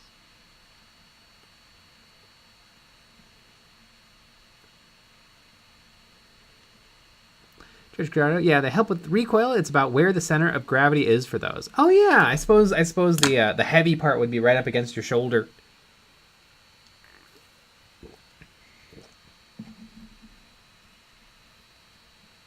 The Great Penguin. The adult Nerf community is actually pretty big. Yeah, they are physically bigger than kids.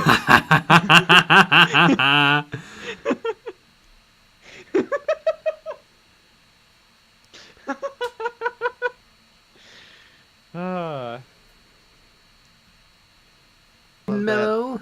Hey, what legions are y'all playing for the Horus Heresy? I'm going to be playing Alpha Legion or Salamanders. No plans on getting into Horus Heresy. Does look neat, though. I play Alpha Legion because they're cooler. Alpha Legion's pretty neat. Also, Alpharius looks cool.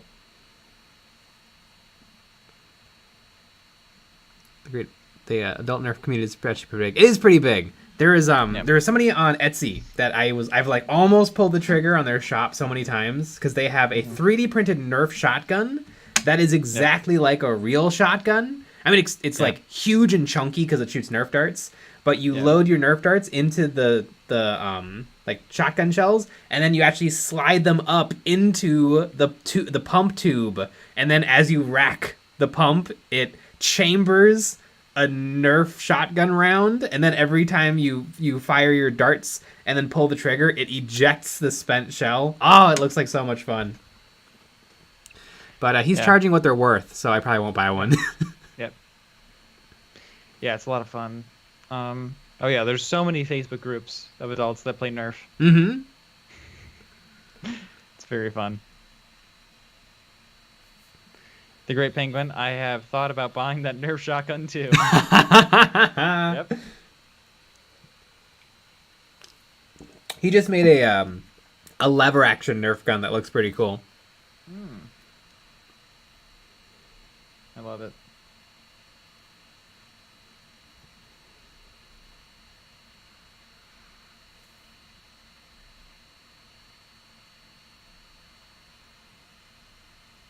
Aaron Furgaku, beyond one bullpup that's actually worth a damn, all the others are garbage. I hope I'm wrong. I'm sorry I ever brought up the issue. I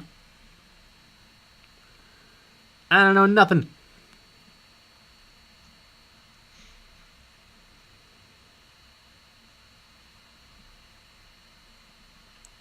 There was a foot-long Nerf missile that required a bike pump mechanism to shoot. It was so fun. I heard it thunder off a door with 3 other guns attached. It's called the Titan ASV-1. Oh yeah!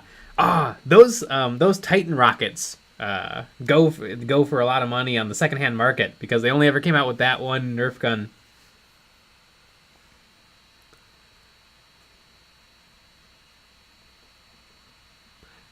Flipnut Doodad 88. I got the lever action zombie strike. I love it. Oh yeah, the zombie strike line was really cool. It had like neon green Nerf guns that were silly. No Nerf. I forget what company made it, but there was some company that made a Gatling gun. It wasn't Nerf, but apparently it was super easy to modify it to shoot faster. And I was like, ooh. Do I go to Walmart and pick one of these up and then just modify it to be like a proper Gatling gun? Some company made another Nerf gun that was really, really cool because it had a hopper feed magazine, but for darts. So you drop darts in the hopper, and then they kind of work their way out to the bottom, and then a conveyor belt drags them into the flywheels. And so you can like dump in handfuls of darts, and then it shoots them. I'm like, that is some incredible engineering.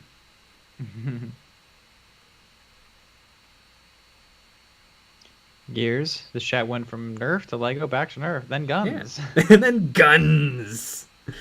Yep. I want a musket. That's what I want.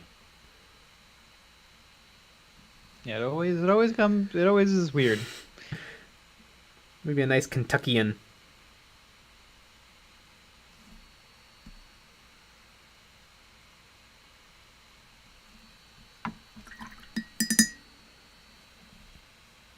Oh, Nerf.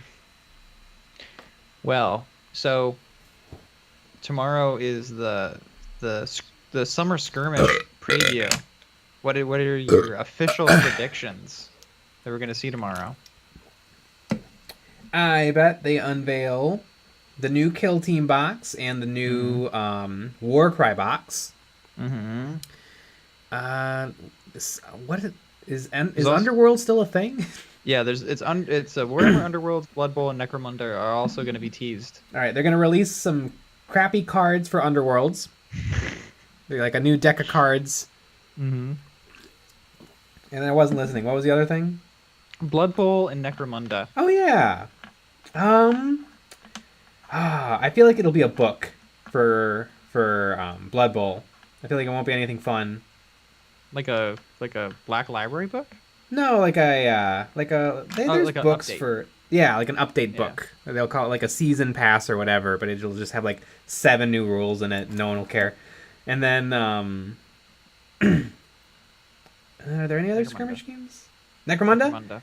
Ooh, Necromunda could be cool because they haven't shown. They showed off the Ash Wasteland box that was incredibly expensive. So yes. I bet they show off something else for. Ooh. The fun thing will be something new for the Ash Wastes. The not fun thing will be pre-order for the new truck thing that they showed off before. Oh, yeah. Forgot about the truck. That hasn't been released? I don't know. I don't remember. I don't think so, though. Let's see. It's been released. Oh, okay. Then they won't release the pre-order for that. Damn, $182. No, for the truck thing? Yeah. Wait. Okay. Do you get more than just what's in this photo? You get the Cargo 8 Rage Hauler, the trailer, and gunner frames. No way. Yeah, you don't get shit. Yep. For $180? Right, I'm looking. For some reason, I have to look in box game, even though Necromunda is not really a box game. Games Workshop, for how incredibly popular they are, their website sucks. Yep. I guess I just scroll down. It's under Warhammer bestsellers. Is it under Ash Waste Nomads? I would think so. It's not. Okay. I just went to all. If you go to all, it's like the second the third option. Oh, and the squats are out too. No idea. Okay, well I see. So that's if you want to buy both together. Why aren't they always sold together at a reasonable price? Okay, so the Cargo 8 Ridge Hauler is $95. That's... Insane. Looking at the picture, it doesn't look like $95. It looks like a solid 70. Right. But in the real world, it looks like a solid 20. Yeah, in the real world, it looks like a solid 20. I would say it looks like a solid 70, and it should also come with the trailer. Yeah.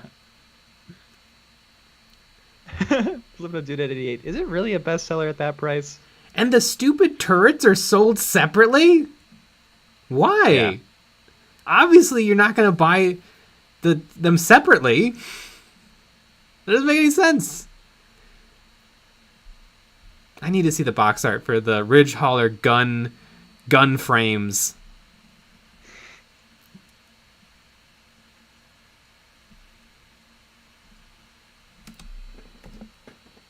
Probably just a sprue.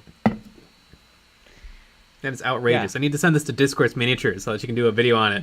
'Cause this is some BS. I just didn't know that all of this stuff was out. Yeah. The squats are out too.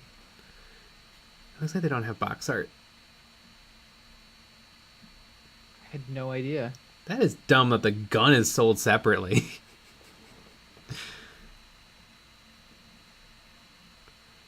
Squats. I like these squats. Yeah, their squats are The cool. Ironhead squat prospectors. I like them. They're fun. But yeah, it's very, very weird. So, okay, great. So Warhammer Kill Team. It's gonna be Raymond. That's the name. Yeah, Kill Team Raymond on Kill Space Team Raymond. Hulk with Yeah, Gene Space Hulk. Stealers and Kazarkin. Kazarkin. Gene's dealers.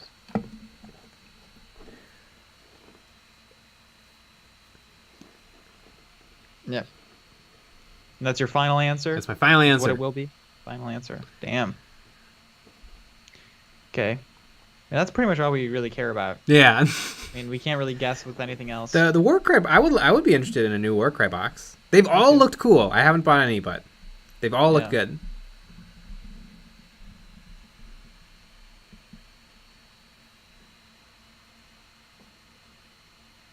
Icarus, I really wanted to get the truck to use for terrain, but alas, way too expensive. Yeah. I wonder if somebody's already made exactly. Has already made a lookalike. Jeez. I know what's weird is Games Workshop sells a pack of 3 of these shipping containers with a bunch of barrels and boxes for $60. So this is like objectively less stuff, also for $60. Mm-hmm. Which honestly, $60 is way too expensive for just 3 crates, but it's even worse when you look at this. Right. It's pretty bad. Raymond. And I mean, in theory, you're supposed to buy like a couple of these. Like you get 1 Ridge Hauler and like 3 Ridge Hauler trailers. I think I wouldn't have even been as upset if the Cargo 8 Ridge Hauler came with 1 empty trailer. And then like, you can find your own thing to put on it. That would have almost been better. And then have it be, cheaper. Yeah. How much are the... But the Ironhead Squat Prospector Gang is $47? 1, 2, 3, 4, 5, 6, 7, 8. 8 guys, $47? I thought that those would be a solid 60. Speaking of a solid 60, I'm going to take a piss. I'll be right back. Yeah. What is with these prices? The super cool Ash Waste Nomad War Party is $47, which I feel like Games Workshop would normally have sold that for $60. The Dustback Helamites, the Fleas are $47. I feel like they could have charged $60 for those too. Weird. I have no earthly idea how Games Workshop comes up with their prices.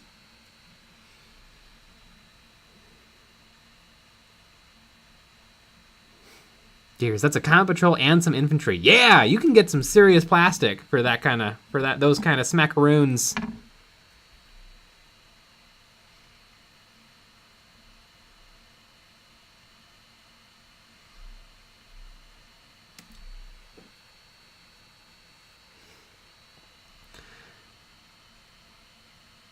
Not that, John. Yeah, I wanted the truck and trailer, but F me. But on the other hand, I was looking at the real-world tank models today, and they cost twice as much as WG. The yeah, some of the model kits for like tanks and airplanes and stuff gets really expensive the nicer the kit you buy.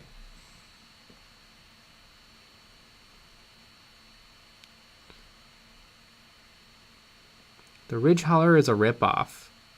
Is it? Is it like a ripoff of trucks, like from the real world?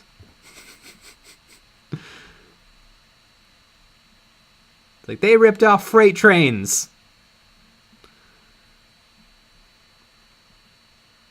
Diley, I will only buy turrets. Forget the rest. Exactly.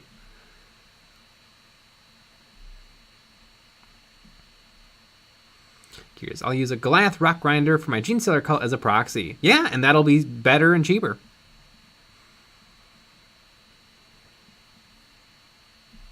Sure you're on the English site? The US site, not the English site. Pretty sure, but let me just double check that real quick. Yes, I am in USD.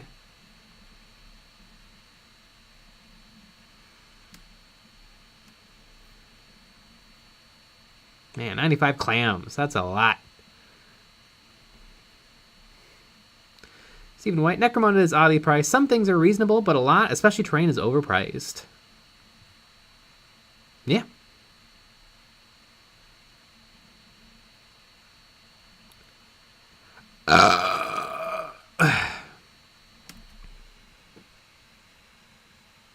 I agree.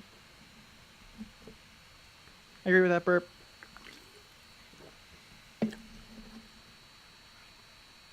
Check out the Ask Waste terrain and how much it costs individually. Well, now I'm scared. Yeah. You're gonna have to take out a new line of credit. Mm-hmm. Gonna have to put up the channel as collateral. Huh, Necromunda gangs are all $47. I thought they were more expensive than that. Like 10 Space Marines are 60, but all of these guys are cooler and they're 47. Oh my god. Just one of the houses, $80. Oh my lord! 110. That little trailer park thing is $110? Holy cow! Yeah. I mean, Zone Mortalis, Gang Stronghold, 100. Yeah. Bigger, but it's expensive. Damn. I mean, the Zone Mortalis Underhive Market, which is really cool, is $55. But it feels like you actually get some stuff. Yeah. With that one. Yeah, that one's pretty cool. Yeah, Necromunda looks really good. Yeah. Weird. Yeah.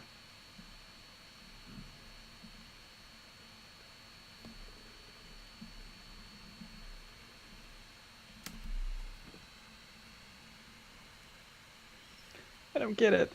Why is Games Workshop hurting the fans so badly?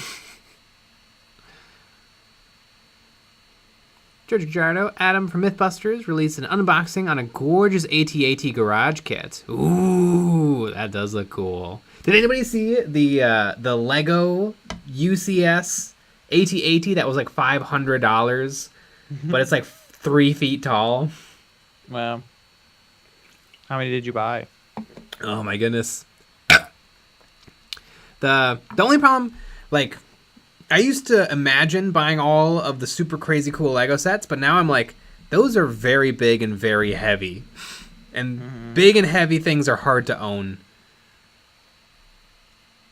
Also, lots of small stuff is hard to own. Yeah.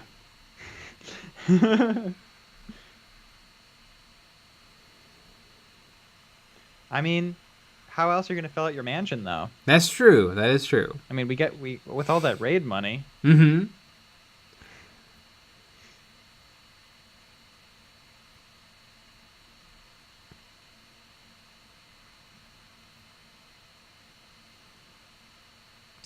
Not that Sean. Wargaming is right on track with prices for the quality and versatility. Suck it up, buttercups. Yeah. Yeah, you'd think that there would be a market for like expensive models, cheap terrain, because I feel like terrain is just not as much fun to buy.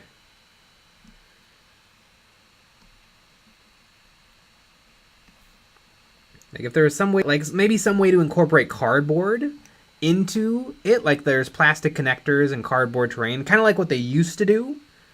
Maybe there'd be something to doing that, and then being able to offer cheap terrain. Because everybody wants nice terrain, but I wonder how many people are willing to pay for nice terrain. Right. I kind of like that the prices are expensive because we make terrain. EOB Ash Wasteland terrain coming out soon. Honestly, it might not be a bad idea. Yeah.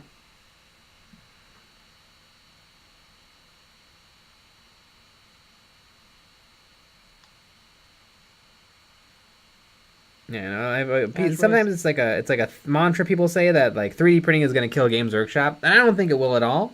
But I think it would. I would imagine it could super hurt their terrain sales. Yeah. Because like terrain is like what printers are made for. Right.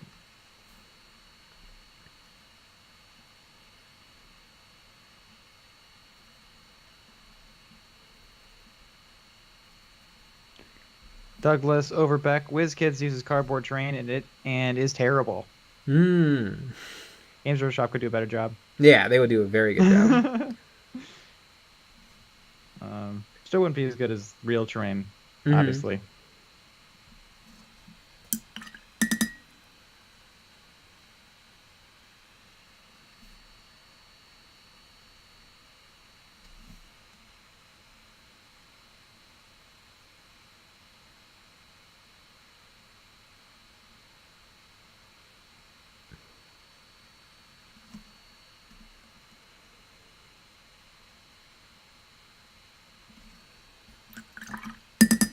Oh, Games Workshop. Can't wait for Kill Team Raymond. Kill Team Raymond! Ah, so excited. I want some new Gene Stealers. And the Kazakh are neat too. Yeah. I've heard... What were some of the other rumors? People said... Squats.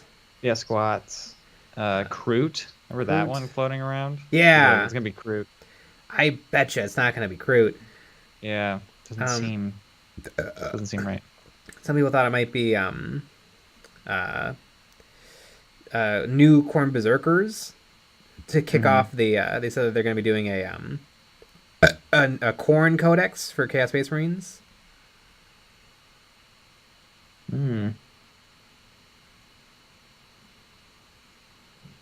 Jordan Watson, Raymond, as in everybody loves. Yep.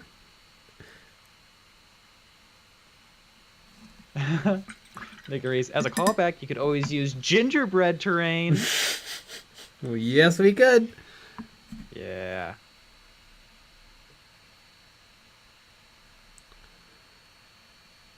Jay, do you feel like you're getting enough income? Boy, not to get into Ash Wasteland terrain.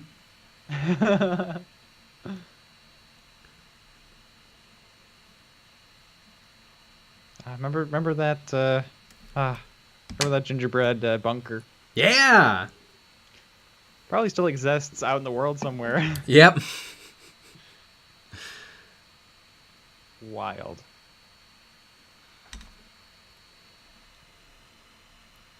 Diley, I once met the best salesperson alive. I like 40k, and they managed to sell me the Warhammer Fantasy Castle Feudal World. Damn. There was one piece of fantasy terrain that was super cool. It was like an observatory. It was like a big telescope on top of a tall tower with a winding staircase to it. Wow. I remember our old Games Workshop used to have it, and it was really cool looking. I feel like I vaguely remember. They've made a lot of cool stuff. Yeah.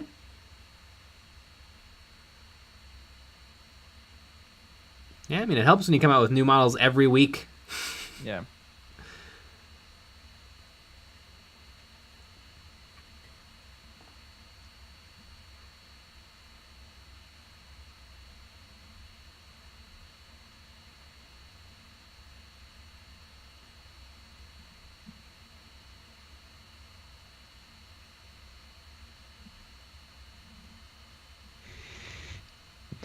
George Gajardo. Acetone is the best thing to spell because after a few minutes, you didn't spell anything. Yeah. As long as you don't have any open flames nearby. Right, or you're smoking cigarettes. Mm-hmm. There's a weird little moment in one of my favorite movies, Blade, with Wesley Snipes. And his helper is filling up his car, and he's smoking a cigarette, and he just turns on the gas, and the gas just starts pouring out, and he just shoves it into the gas port, and just gas spills everywhere, and he's just got a lit cigarette, and I'm just like, why? It's just the weirdest little scene. I guess just to show that he doesn't care about nothing. Yeah.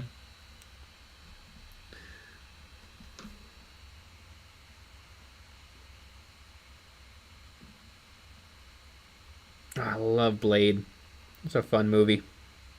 Blade.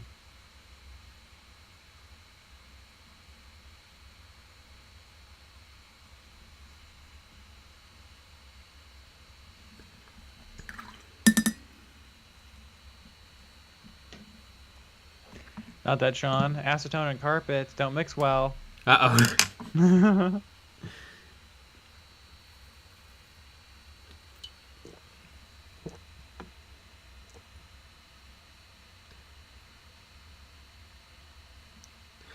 And for Geku, sounds like the first one, aka one of the greatest movies ever made. Absolutely. That first Blade. There's a great running gag in that movie where one of the vampire goons keeps finding Blade and just getting destroyed. And then at the very end, it pays off with him just getting one-shotted.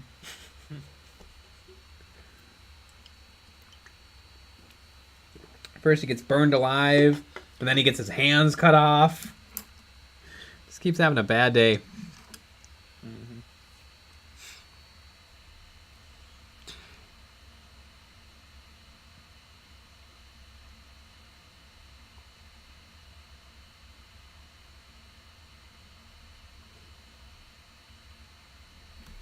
Flipping a dude at 88. I watched the first two last week. The soundtrack to the first Blade was awesome. Yeah.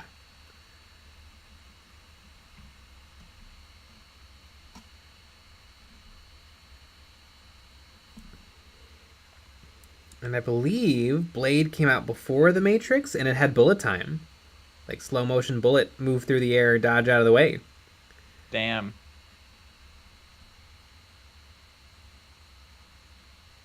I think it technically is also a Marvel movie. So I'm just going to say that Blade is my favorite Marvel movie.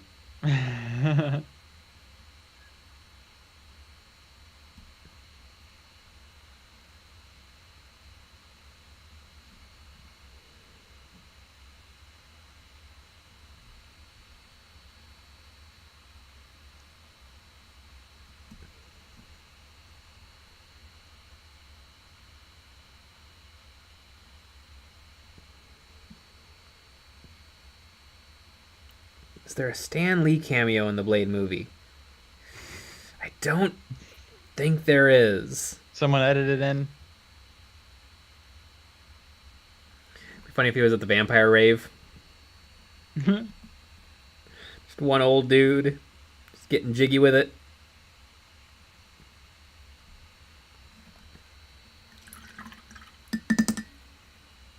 I love his cameo in Deadpool when he works the strip club.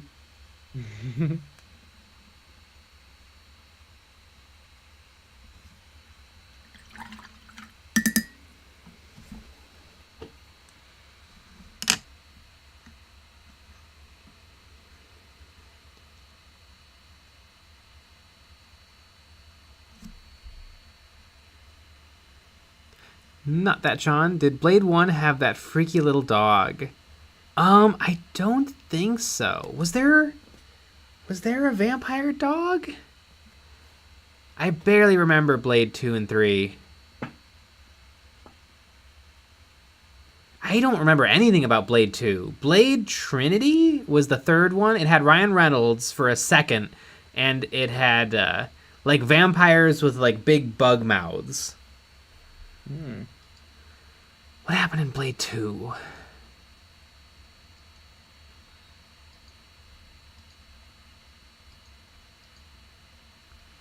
Iron Frenzy 217. Demolition Man is where it's at. Yeah. Troy, just not the taxes. Yeah, Wesley Snipes got busted for tax evasion. Whoopsies. Deadly. Wait, no. Best Marvel movie is obviously Morbius. Or is that meme dead now? It's Morbin time.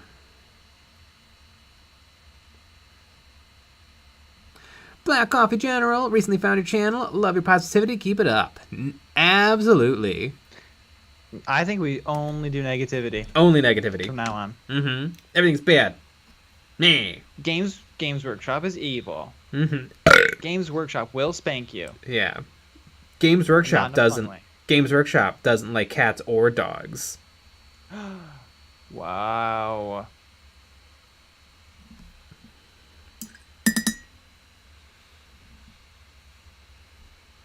Flip No Dude at 88. The second Blade was the big crack-headed vampires and the Blood Pack.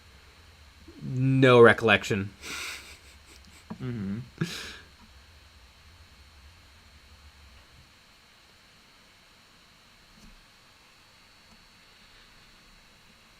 In what's kind of fun in Blade, there was a whole different ending where they like awaken the whatever they were trying to do, like the spirit of the ancient vampire, and so Blade has to fight like this giant blood goo monster, and the studio was like, no, this sucks, redo it, and so they redid it, and it ended up being much better.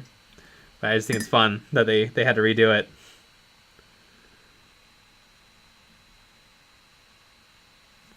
I also kind of like that you're a little bit on the side of the bad guy, because like the bad guy is like a rebel against the old fart vampires.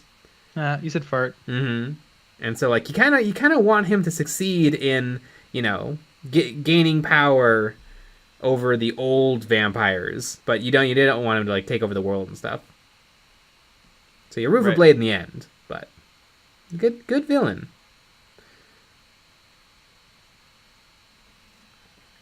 In Blade 1, there's a part where Blade grabs a vampire by the neck and then rips out his throat and then throws his throat at another guy.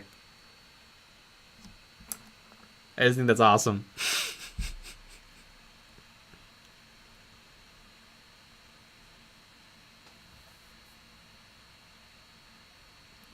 Jordan Watson. My favorite part of Blade 3 is when they spend time showing off a super cool gun and then it never gets brought up again.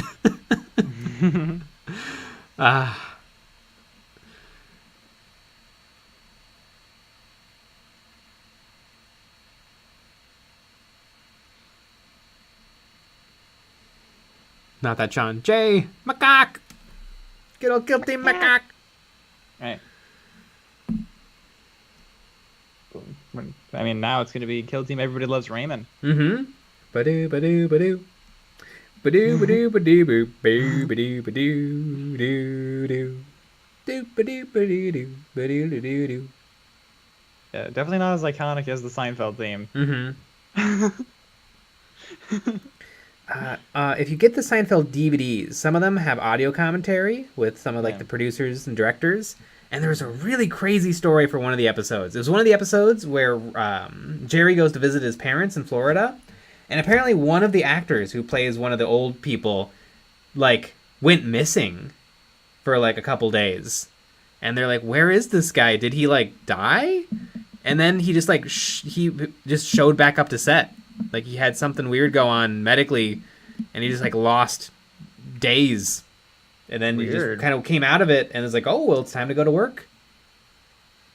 Weird. Yeah. I'm sure that person's doing well now.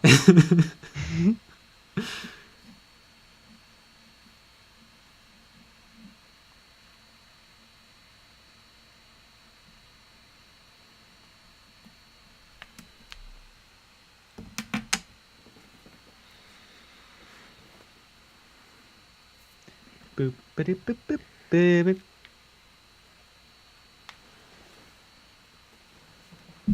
Maybe we should just all watch an episode of Seinfeld together right now.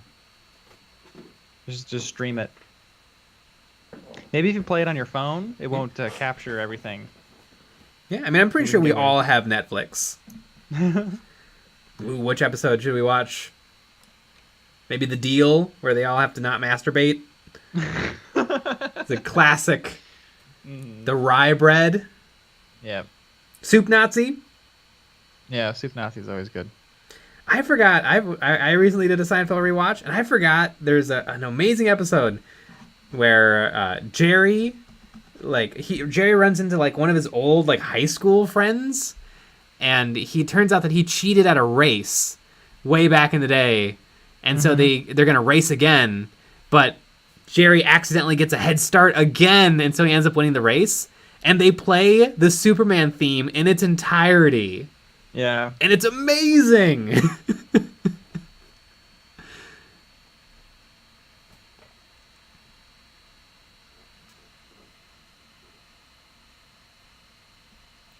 For free tech, Jay, question. I love putting my miniatures on Quirk. Do you know if that disqualifies them from tournaments?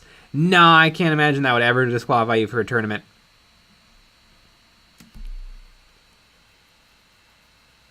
Oh, like it gets because they're a little taller. I really doubt it. They're like a little off the base. Yeah, probably not. And I mean, I think you can do that math in your head. Yeah. I think I can take off a 1/4 inch if it really mattered, or an 1/8 of an inch if it really mattered. Yeah, I mean, if somebody's like, I guess if your opponent's like really being a stickler for base size, you just let him have it. Like, I can see him. You just let him see it. Right. Don't be like, no, you have to subtract a 1/4 inch from the. Actually, yeah. But it'll be fine. It won't matter. Yep. Oof, don't do that. 88 Festivus. Ah, good old Festivus. Max Novogel. I've said it before, and I will say it again. I choose not to race.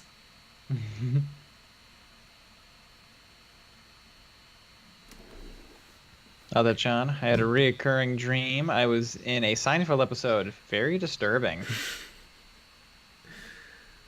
I have the Seinfeld set Lego set. It's really cool. It's awesome. Gels. Yep.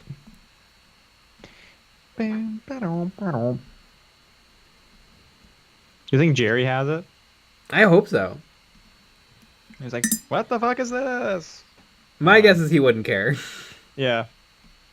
Did I get paid for this? What's the How much deal money with do they this make? Lego set? Yeah. I didn't approve this. Julie, have you seen this? On his show, Comedians in Cars Getting Coffee, he had, I don't know if he's had Jason Alexander on yet, but he's had Julia Louis-Dreyfus and Kramer, Michael Richards, and they were both excellent on the show. Michael Richards one's a little rough. It is? It gets like some heartfelt moments. Yeah. It's interesting.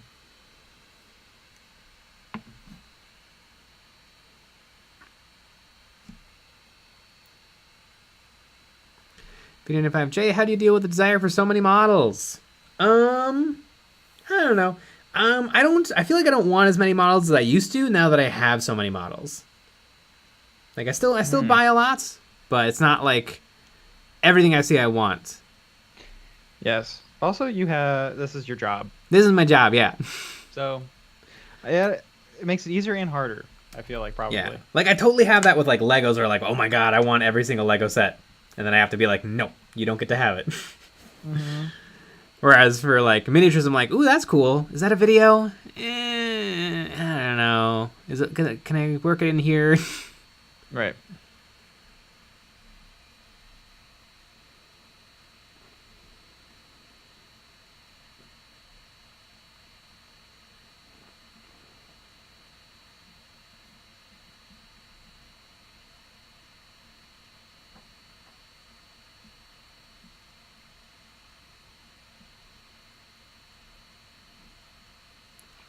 Flipping through that 88. Oh, the O. Henry heiress. Let's sue her. Who told you to put a bomb on? I didn't tell you to put the bomb on. Who told you to put the bomb on? Good old Kramer's lawyer. Henry Childs.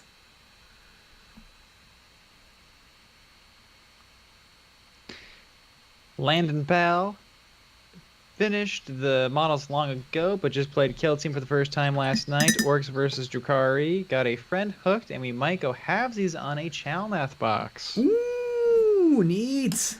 Well, number one, did you win? Also, what army did you play? It's a fun box. You want the sisters or the Tau?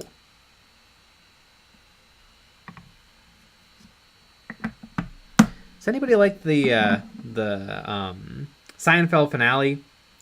I recently rewatched it, and it's pretty rough. It's not bad, but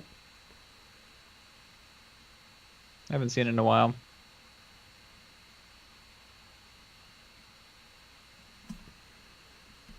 The only emu. How much would you pay for a proper end to TTS? Nothing. yeah, it's fine. I like TTS. I mean, he could just make it. I don't think Games Workshop will come after him. Landon Pal, I lost with Drukhari. And I want the sisters. Yeah. I like the sisters too.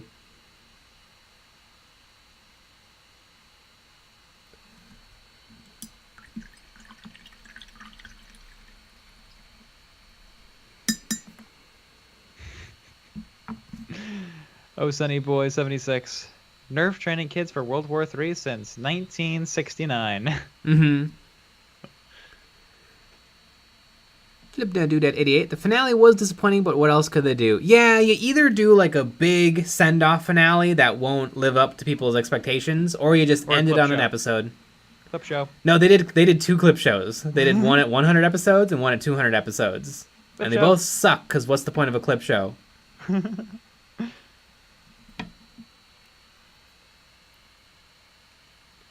Clip show. I know what the point is. Getting a little extra cash money without doing much work. That's true. That's what it is. There's I think like I forget which episode it is, but there's an episode that like ends with like them all getting off a subway car, looking at each other, and then just leaving. And like that would have been the ending I would want. Just they just all just are living their lives, but the show's over. But that wouldn't have been satisfying for everybody. Like I totally get why they did a big send-off finale. And it's probably the right way to do it at the time. And it probably made a lot more money to say like, everybody tune in for the grand finale to our episode ending of Seinfeld, the biggest show in the world. Mm-hmm. And it didn't get canceled, Larry King. Oh, Larry King. Probably one of the best Seinfeld interviews of all time. Mm-hmm.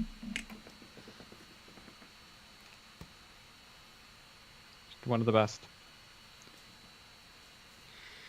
Good old Seinfeld. Mm-hmm. Remember the thing with him shitting on ads? Yes! Making oh my ads? gosh. That was one of the most amazing things I've ever seen. Ah, he was getting like an ad award, and he really shit all over it. But it was amazing. It was really, really good. Will the product make me happy? Sure. For a little while. Like, it's a beautiful speech. It's really funny. Yeah. I think it's the best thing he's ever done. I agree. I remember when the pandemic started, I watched his Netflix specials. I think he has 2, maybe just 1, I don't know. And my favorite thing was looking up the reviews, and they were like, "What the fuck is this?" Because it's very if you know, you know. If you don't know, you don't know. Because I know what his shtick is. Mm-hmm. I thought it was fun, but it does feel dated.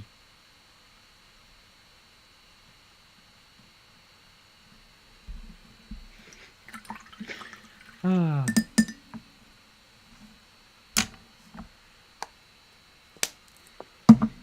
I can't wait for the season finale of EOB. Oh my gosh, it's gonna be wild. Fireworks? I don't want to give too much away, but clip show.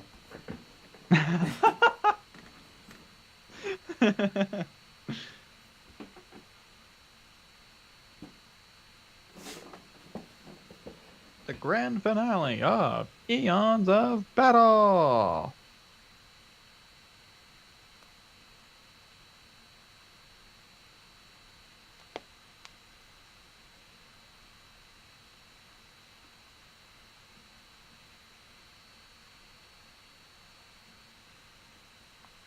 That's a bunch of clips. Clips. Jerry Seinfeld's Cleo acceptance speech. Yeah. Gonna watch that after the stream. At the very end when he's like, I remember like 7 years ago, somebody stormed the stage to grab this, and they took it fair and square, and it was theirs, and it made them happy.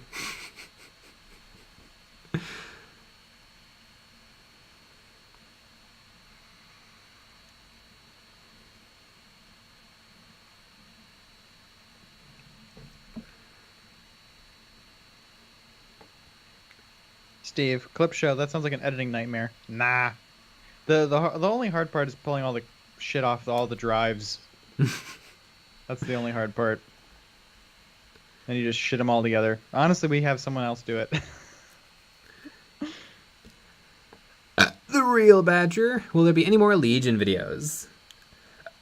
Yeah, there'll be more Legion videos. I don't know when. I don't know what. But there will be. Because I have lots more Legion models.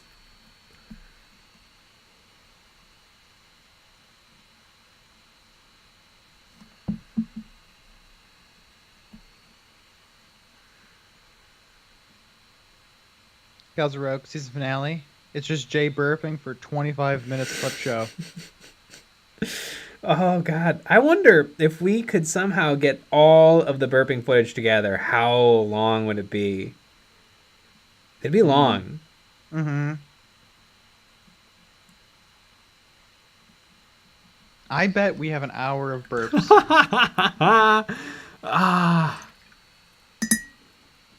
No? Because, like, think about it. Each burp, couple of seconds.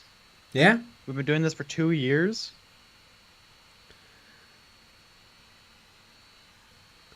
I mean, it's gotta. I mean, if I could go back in time, what I would do is, we would do one of these streams, and then I would download it immediately, and I would already edit the burp. Mm-hmm. Like, I would write every time we burp, I'd write down the time code.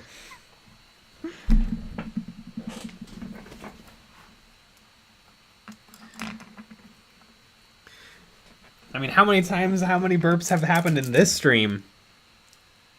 Quite a few. A bunch. Yeah.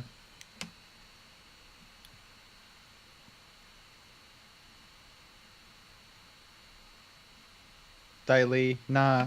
Finale is Jay and Nick teaming up against Sean in a grand battle, and Sean wins. Of course. Yep. Gotta win. Flipna Dude at 88. What's more funnier, Legion or Dead Space? Like the Star Wars game Legion or the video game Dead Space?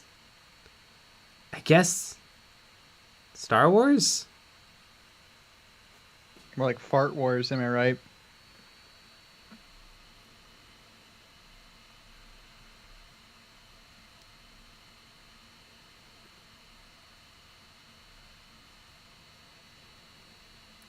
Holy Emu, it was a little weird that they added a Lord of War to the Age of Darkness set. The Spartan just seems impractical to start an army. Is it a Lord of War though? I don't think it's a Lord of War for Legion for Horus Heresy. I think it's just like a normal Land Raider. It might be a Lord of War in Big 40k. More like a Lord of Boar, am I right? Because it's boring. Mm-hmm. Because it's Space Marines. Space Marines are boring. I would totally play Horus Heresy if there's orcs in it. Mm. And if it was different than how it is. Mm-hmm. Yeah, also, Horus Heresy is generally played at a higher points level, so you bring a lot more models. Mm-hmm. I do like the What is it called? The being able to do like Reacting. Yeah, reacting. That seems pretty cool. Mm-hmm. Do they have this? Do they have the chart? Do you have to use a chart? I think it's still built on the chart. I'm not sure though. I don't remember how the chart sure. works. Yeah. Remember how God. when you play enough games, you just know the chart in your mind. Yeah. But then as soon as somebody challenges you, you're like, oh my god. Oh my god. Is that true? Is a 3 against a 4 a 4?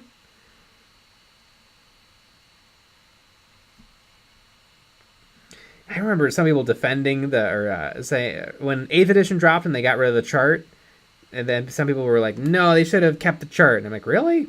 You love the chart?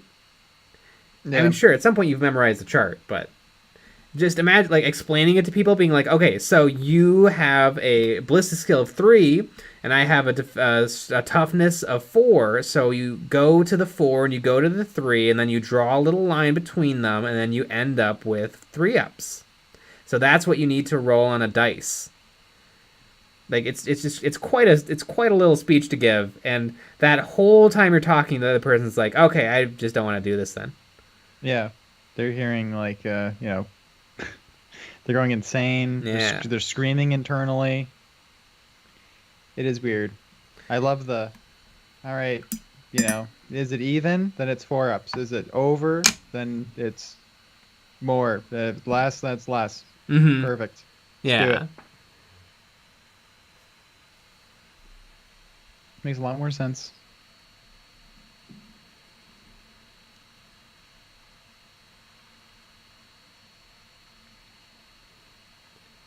Man, what if I just spent some time of my life finding that out for you? Every burp. Mm-hmm. It'd be impossible. Yeah. Definitely not worth it. Oh, I got rid of the today I'm painting. Yeah, what are you painting? There we go. Yeah, because, I mean, let's see. How many streams? We have a lot of streams. It's loading. 537 streams. It's a lot. And that's not including all of the Patreon ones. Pretty insane. Yeah. All right, count that one too.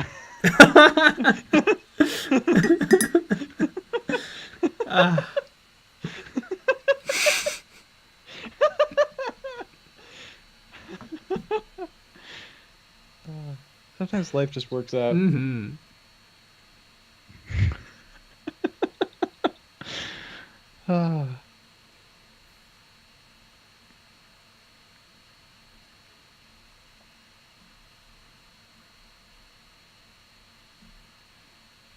Queen Vic, hi, looking forward to Eon's take on the big upcoming Games Workshop reveals. Yeah, I'll be there. 8 o'clock, bright and early.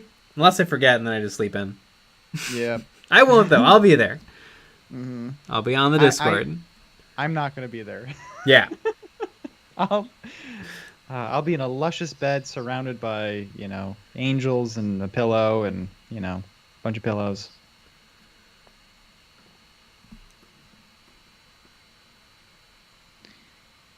Just dreaming away. George Gerardo. Okay, of these days, you should surprise us with a massive Alka-Seltzer powered burp. That'd be pretty good.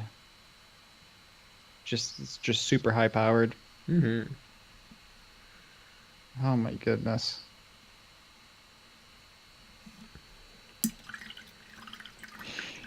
Careless. Hey Jay, is Nick your boyfriend? Just curious. He wishes. Ugh.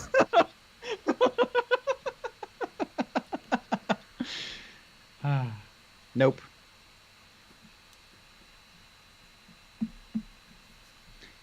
You know what though? We don't get that as often as we should. I feel like.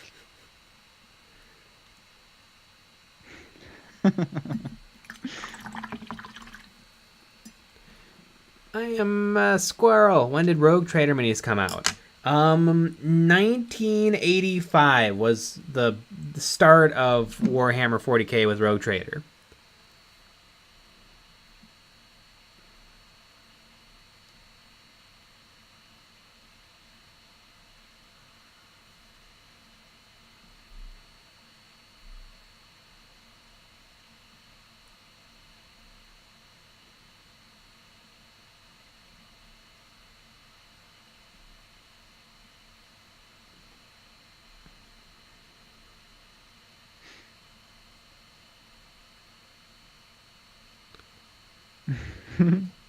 Gamer Gaming. Jay and Nick are living an alternative lifestyle. Mm-hmm.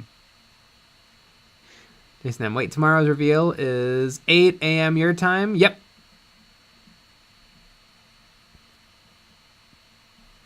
For sure. In my headcanon, Nick and Jay are roommates. They share a bunk bed. I like to think we share a bunk bed, but both in the same bunk.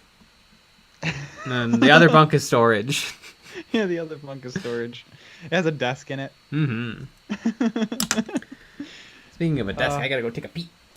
Oh, PvP. That's pretty fun. Nickeries. Nick and Jay, look back in the general Discord chat for the video of George Lucas I posted some hours ago. Absolutely 100. Interesting. I'll have to take a little look-see.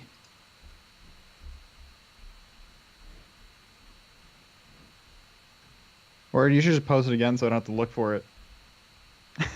Either way.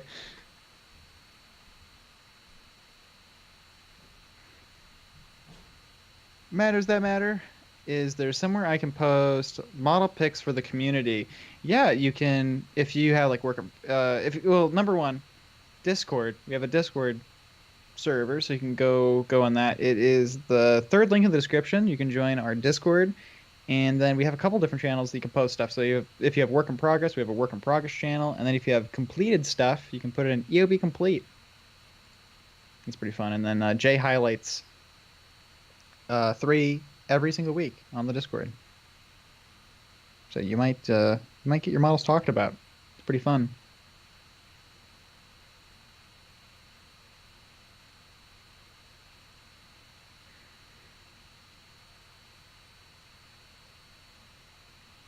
I am a squirrel. I just got a bunch of Metal Games Workshop minis from the 80s. Neat. Diley, pretty sure Nick is in a commitment to his Chad station. Oh yeah. I mean, I can't leave this baby.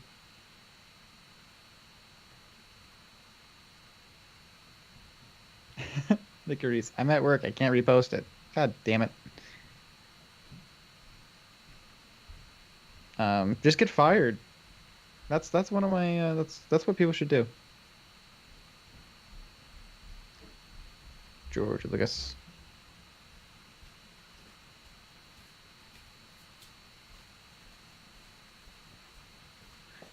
Oh, I found it.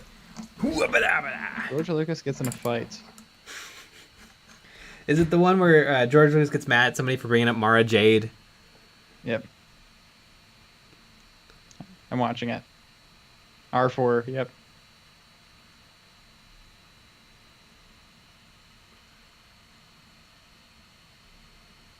Oh my goodness. What a silly Billy. Man, one of the I think the only bad part about the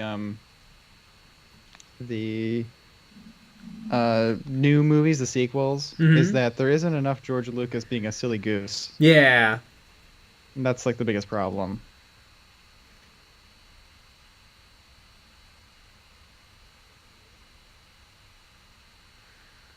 Oh, George.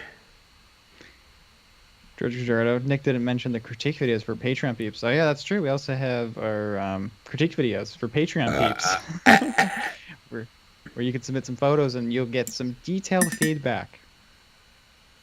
And that's always a lot of fun. Biggest thing? Contrast. Mm-hmm. That's your biggest critique usually. But if you want to know where you should put more contrast, you gotta join that Patreon. Yeah, the difference between your brightest brights and your darkest darks. Not that, John. Nick, the career counselor. Yeah, usually I'm a pretty good career counselor. If you come to me and you're like, "Ooh, I don't like my job," then I'll say quit. Because I think you should if you don't like it. Like, "Oh, but I need this job to live." Quit. Who cares? Just live. Continue to live. Ooh, if I don't have this job, I'll lose my home. Just quit. Who cares? Not that, John. We're Steven Spielberg when you need him. Ooh, a Steven Spielberg directed Star Wars movie would be interesting. Wonder what he would do with it.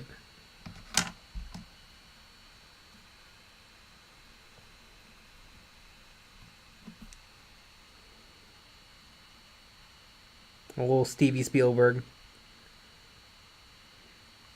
Stephen Whitham, I should have worn gloves. My hands are getting cut up. This sheet metal I'm cutting for magnetized storage boxes. Yeah, probably wear gloves.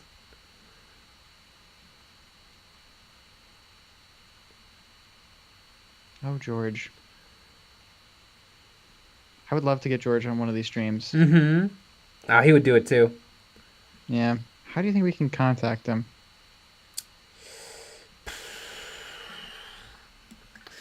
Boy, I bet he's not an easy man to reach. Yeah.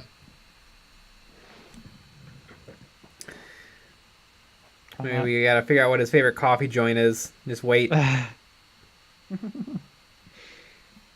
work.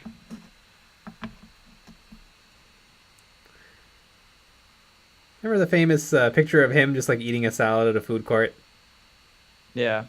Remember the video where it's some guy doing some man on the street something and George Lucas walks by? I don't. You don't? Oh. Pretty sure. I feel like you showed me that. Maybe. I don't remember that. It's just like a random guy just talking to the camera, and then George Lucas is in the background, just walks into a building. Yeah. I don't know what it's from. I don't know if it's real. It's just something I think about every once in a while.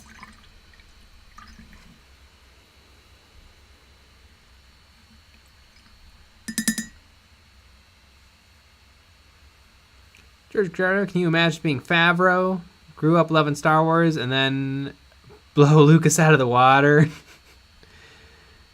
Did Jon Favreau direct the Jurassic Park movie?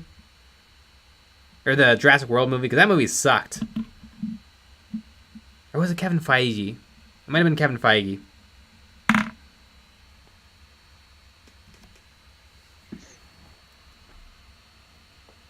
Dolly Emu mentioned the Christmas special. Come at you with a sledgehammer.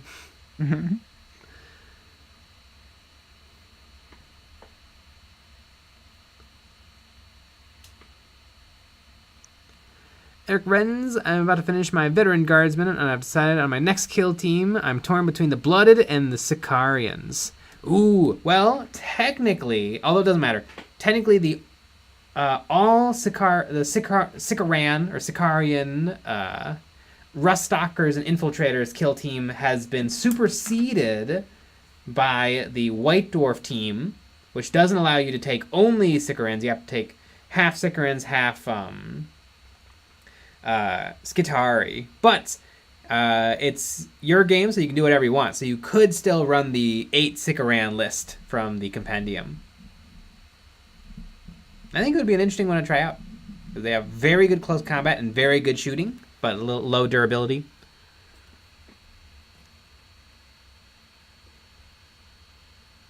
Jason M. I know the video. George Lucas photobombs a documentary.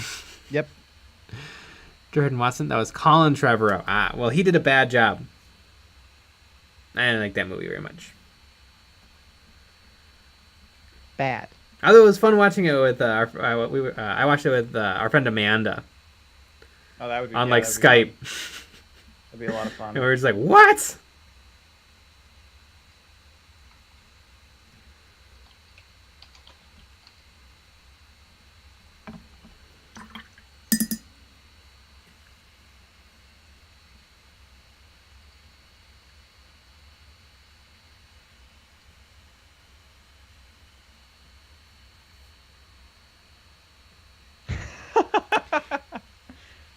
I found the George Lucas in the background.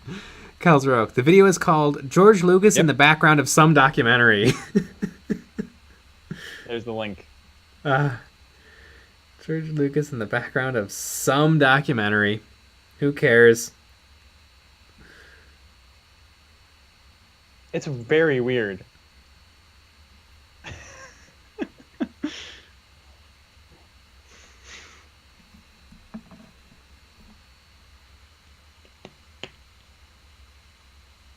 George George Lucas.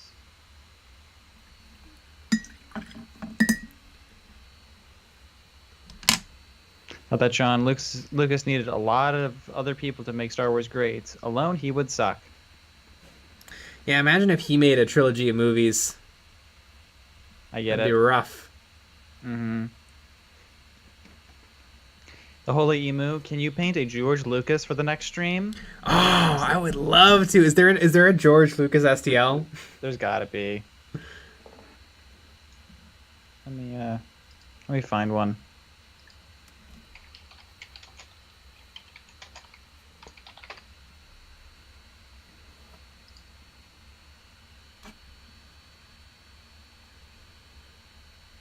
This is not what I want.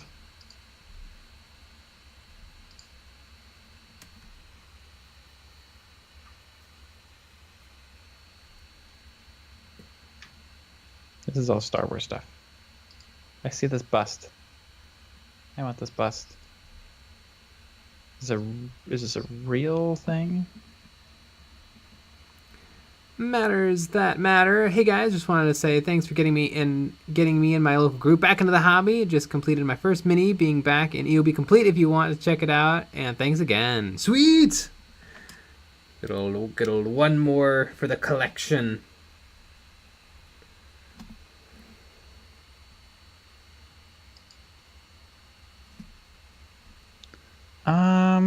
There kind of isn't. That one that pops up right away. There's somebody did like a really cool sculpture of him, like digital sculpture, but you can't buy it. It probably wouldn't be 3D printable. But this person like made a bust, like an actual bust of him. It looks really good though. I'd love to get that 3D model. Maybe if I look up a different thing. Brian outside. Finished base coating my veteran guard, and they're ready for their oil wash. Night, y'all. This is fun tuning in. Ooh, an oil wash. Love a good oil wash.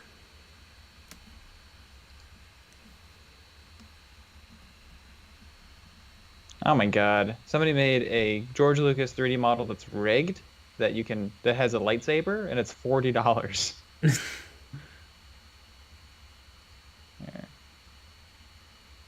Wow. It actually looks really good. Wow.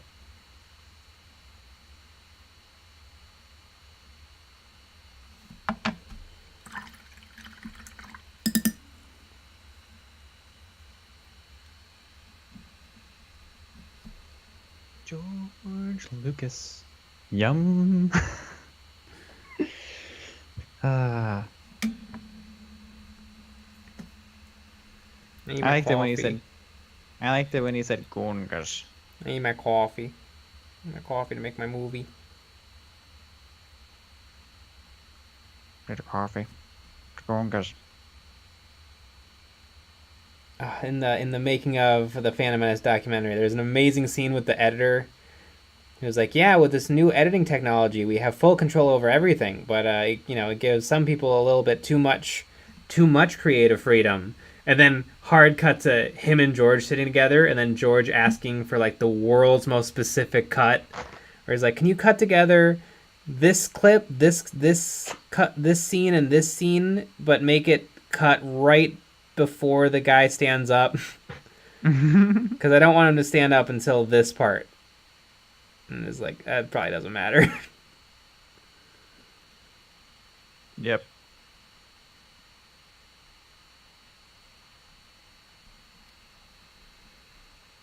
Yeah, it's hard making a movie. And that documentary really shows it. Yeah. But again, look at the Disney ones. They're all cute and everyone's friends and everyone loves everything. But you know that everyone hated the whole process and wished they all died and, all that stuff. Because that's what happens. Yeah. Never make anything. But Disney was like, if you don't be nice and have fun, it's not going to be good for you.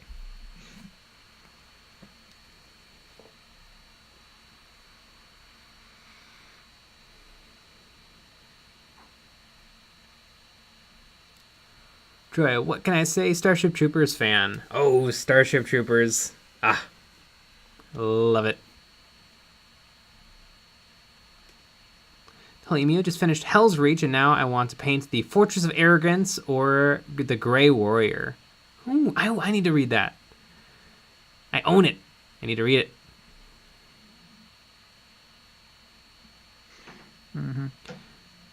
Renz J, what's your favorite cheese? I like soft mozzarella, like real fresh stuff. Take a big old bite out of it. I like Parmesan. Fucking salty as shit. Pretty much the exact opposite. Yeah. I do like mozzarella too. Yeah. I also like Parmesan. Yeah. It's good stuff. It's good stuff. A lot of good cheeses. Yeah, you really can't go wrong with cheese. No. Unless you're lactose intolerant. Yeah. I don't really remember liking blue cheese. I haven't had it in forever though. It on salads can be good sometimes. Mm-hmm. But yeah. I don't know if I don't think you're just eating a block of it. Yeah.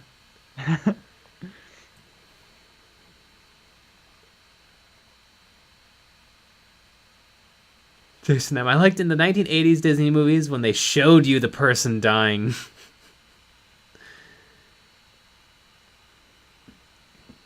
Oh, that Sean. Stinky cheese is a no.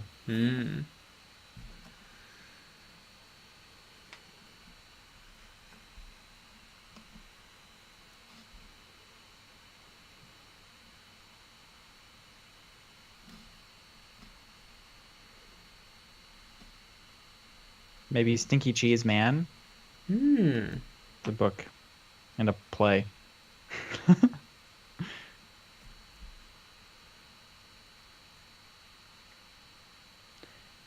Christopher Wilson. Hashtag all cheese is eatable. Hashtag all cheese. Mm-hmm.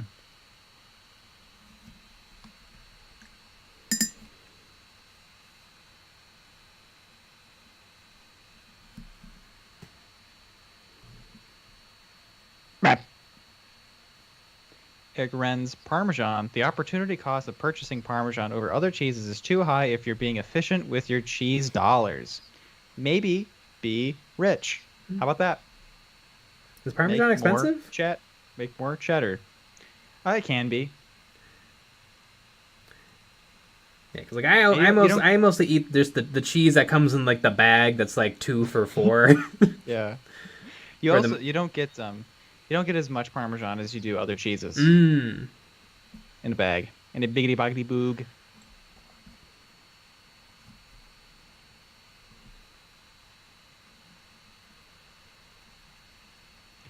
Hot take, American cheese is not cheese. What is it then? Oh, like the slices? Like the Kraft singles? American cheese? Kraft single on a burger. Oh, you can slap that on there, let it melt. Yeah, I mean it is mostly just goo. Yeah. Yeah, but you know what? Fun fact, most food is just goo. It's true, especially nowadays. Mm-hmm.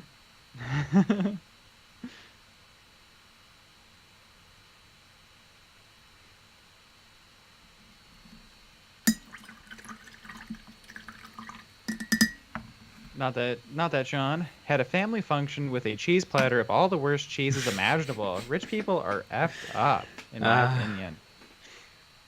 You know something that I don't know how I feel about is caviar. Is it good? I've never had it. I've had caviar once because at Metro Market, lumpfish caviar was like mega on sale. Yeah. And so I bought a little tiny jar of it for like $5. Yeah. And it sucked. Interesting. It just tasted like salt and fish oil. It was probably the worst possible caviar, and it was expired. But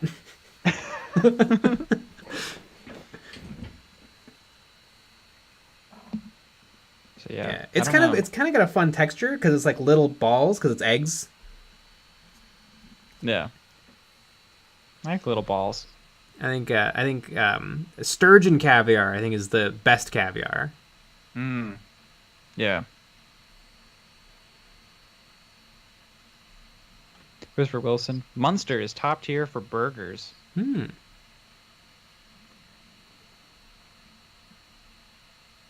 Jason M, did you know that cheese is the most stolen food, small and expensive? Is it the most stolen by price? Because I would imagine like candy bars are probably the most stolen.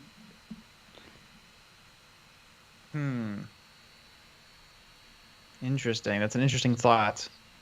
I wonder if candy bars aren't stolen as often because, like, well, it depends. Most of the single candy bars are by the registers. You probably don't want to steal from there. That is true. That would be difficult. But I guess they do sell singles in the candy aisle. So,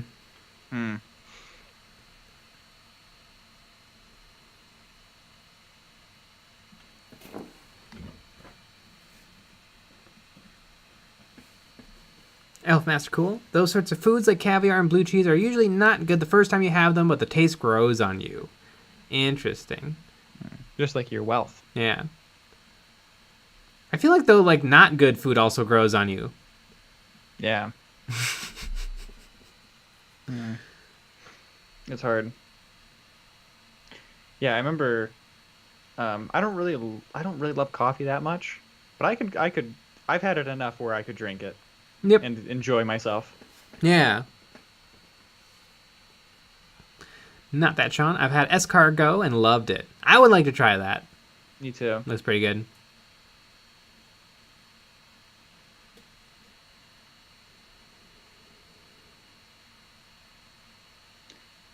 Brian Rotzog, the most stolen items are made by the same company, lighters and pens, Bic. Interesting.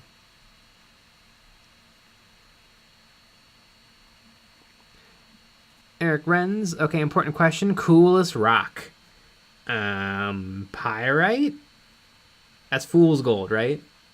Mm-hmm. Yeah. Is pyrite a mineral? I think all rocks are minerals.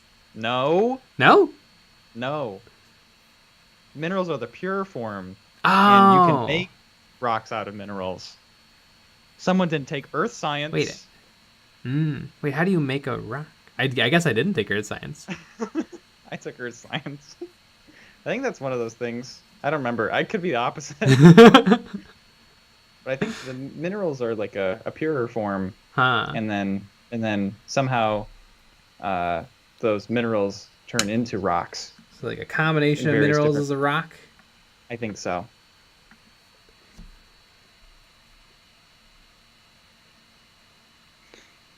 Eric Renz. Nick is going to throw a mineral at Jay. Yeah! If I know our streams, there's a geologist or whatever in the in the chat right now typing away. Sure. I never want to be so hungry that I discover that something like caviar is edible. There's an episode of Survivor Man with Lee Strode, or Les Strode, and I love his show. By the way, I think he owns that show because he just put it all up on his YouTube channel one day. But there's an episode of him surviving in Alaska, and he catches a bunch of like wild salmon off the coast of Alaska, and he just starts eating it. And I'm like, oh god, that looks so good. And he found, and one of them did have eggs, and he ate the eggs. He's like, yeah, it's just delicious. A mineral is a naturally occurring substance with distinctive chemical and physical properties, composition, and atomic structure. Rocks are generally made up of two or more minerals mixed up through geological processes. There you go, everybody. That's your Earth Facts of the day. Yeah. We had to do a thing where we had to... there was like a bunch of rocks and minerals out, and you had to determine what that rock was made of. Like, oh yeah, I remember materials. that. Yeah. I did that twice. I did that in high school and in college. I took earth science because it's rocks for jocks and it's easier. That's a pro tip for college people out there. Take earth science. It's more fun. Yeah. Lot less math. Can you imagine taking something like astrology or whatever? Oh god, that's what I did, and it was so insanely hard. It was like, hey, look at this radiation diagram. Tell me what elements you would think would be near this star. And I was like, oh my lord, it's No. Yeah. Can an Aquarius date a Sagittarius?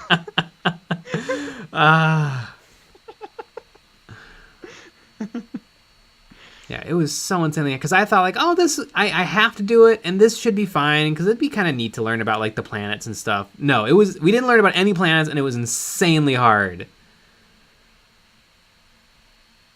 Yeah. Because I thought it was just gonna be like, Jupiter's the big one. I thought that's all it would be. Yeah, you would have liked Earth science. Yeah. Yep.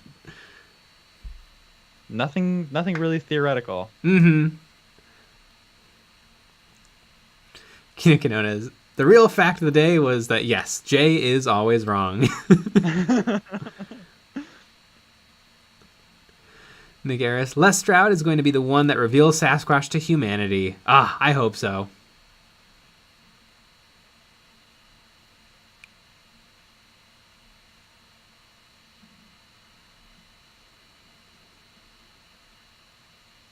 Fred Watson. I took energy and humanities for my science credit in college, slept through every class, and got to skip the final because I had an A. Nice. There you go. College flex. Mm-hmm.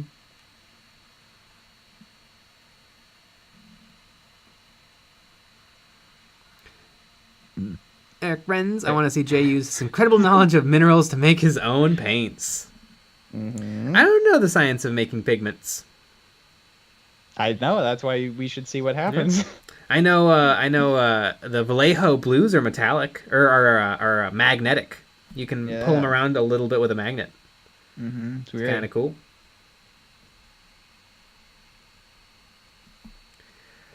I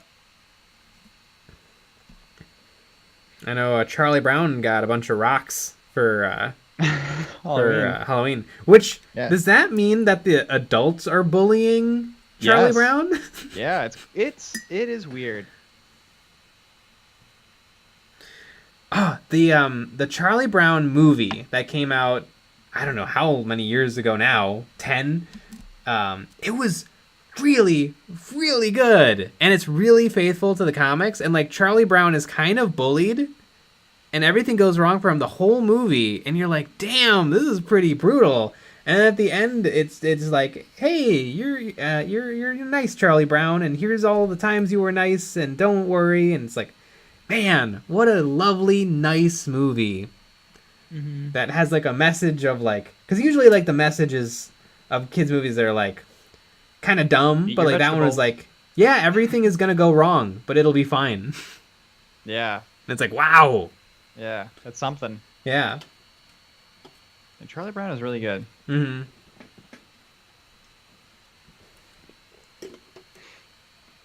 Kinokinones. So wait, did Nick really perform at a Super Bowl halftime show? Almost. I almost did. I worked on one. I stood on the stage. It's kind of a fun little fact. Mortis Angelica. Coyote Peterson said he found a Bigfoot skull. Really? He doesn't strike me as an idiot. I'm just going to say he might be. I mean, or maybe Bigfoot's real and he found the real skull. And I feel like we would have heard about it. That might be front page. Yeah.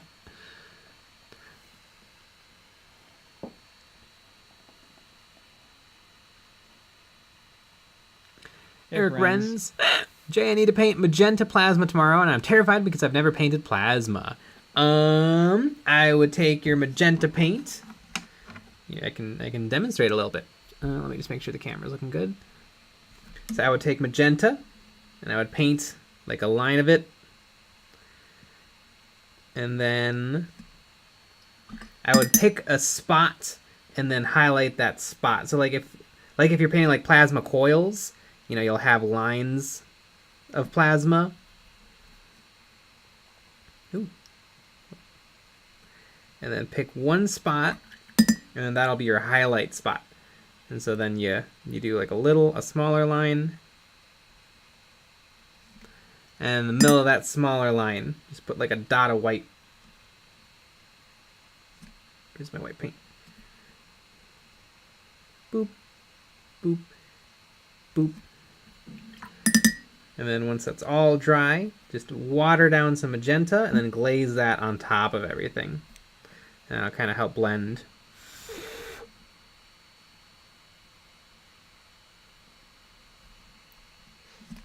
And that should give you some decent plasma.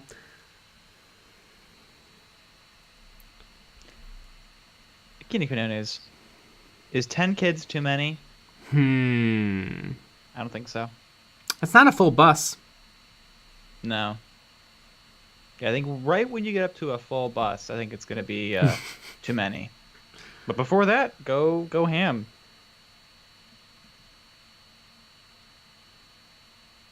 Krishna Riza, just finished playing my first game of 40k. I didn't know jack about what the Grey Knights can do. Did you win? I love the Grey Knights.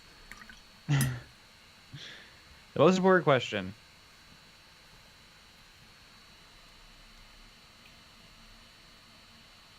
Where's Angelica? He has a video up today. Really? Coyote Peterson, I found Bigfoot skull?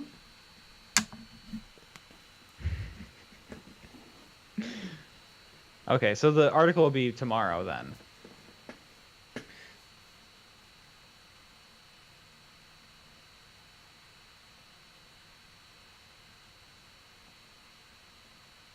Eric Renz. Okay, gotcha. So since it's a plasma gun with the vertical tube thingy, would I want to highlight each of the raised bits?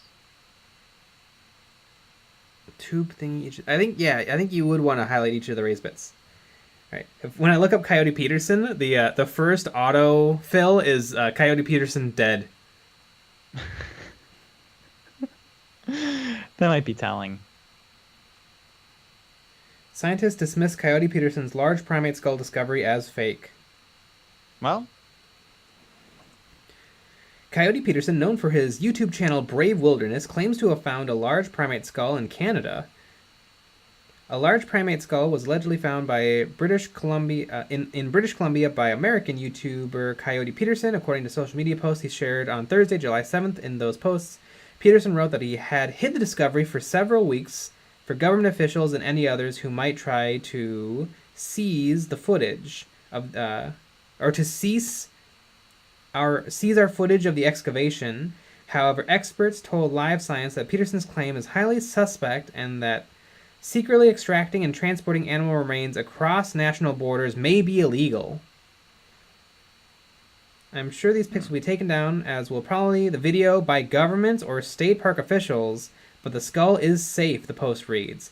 I don't know if it's what you all think it might be, but I cannot explain finding a primate skull in the Pacific Northwest without wondering, what do you believe?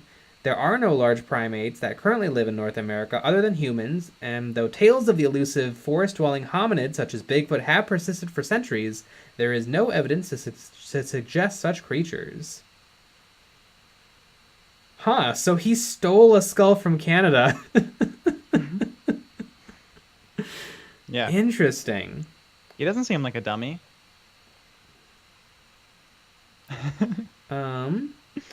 Weird. I mean, it's not impossible to find a primate skull, though. I mean, it could have been a monkey that died. Or it could be a Gigantopithecus. There were Gigantopithecus in North America.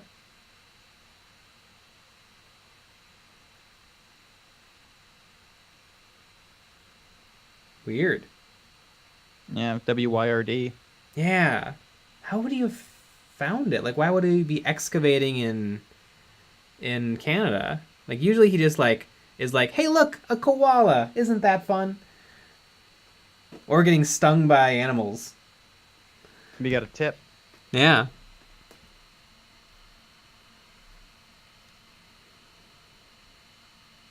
Yeah, it's weird. Doesn't sound like the scientists have the skull, though, so I don't know how they could dismiss it. I mean, they can probably dismiss that it's probably not Bigfoot, because it's probably not Bigfoot.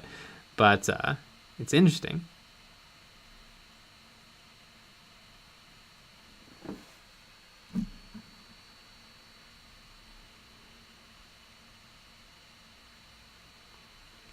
Not that, John. Our Sasquatch have no tails in Canada. Least I saw nothing when I was drinking with them. I don't think anybody thinks Sasquatches had tails.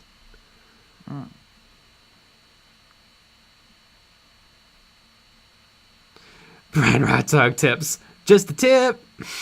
Nice. I would love so much for Bigfoot to be real. Did you hear?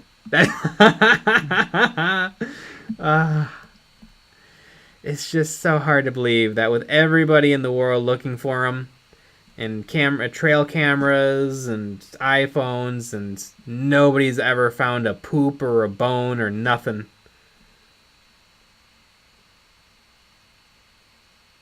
The only thing people have found is stuff that seems fakeable, like footprints.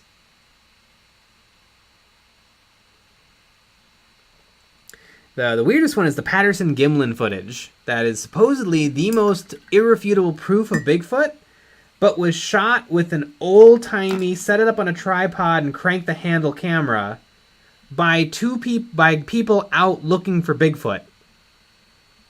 So what are the odds? Mm-hmm. And also, one of the people there has since gone on to say that he was in the Bigfoot costume. But the other people who were there say that he wasn't. Mm-hmm. George Grad tips. Thanks for another 3 hours of fun. Beat Sean tomorrow, would ya? Mm-hmm. Oh, Sean. Oh, Shawnee boy. Eric The Grenz. Shawning. Eric Grenz. I'm really sad about the new 40k Kazarkin. They seem to be copy-paste Scions to me. Actually, the Kazarkins came before the Scions.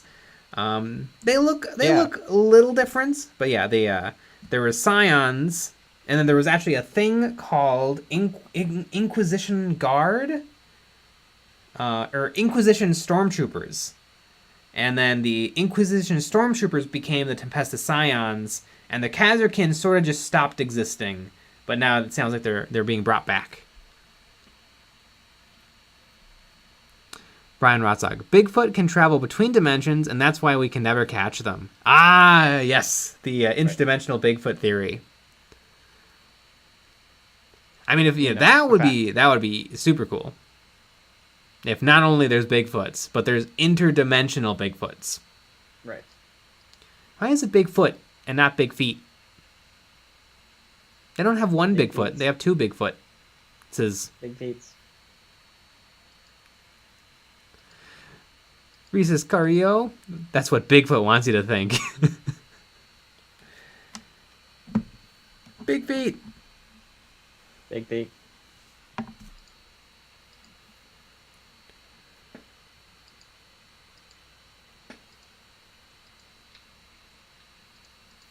Shibax, is the Inquisitor finished? No, I want to do some more stuff to the bird, but the inks are a little hydrophobic, so I think I'm going to varnish the model tonight, and then on Monday I'll finish up the bird. But yeah, it's real close. I really like how the cream came out on that Eldar pistol.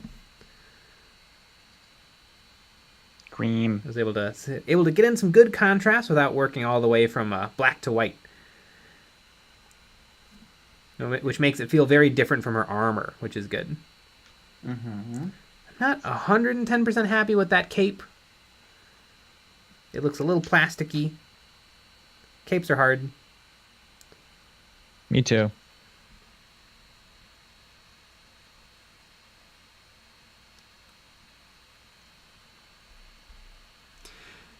Brian Rotzog, kind of like how the plural of fish is fish, plural of Bigfoot is Bigfoot. But you sleep with the fishes. Yeah.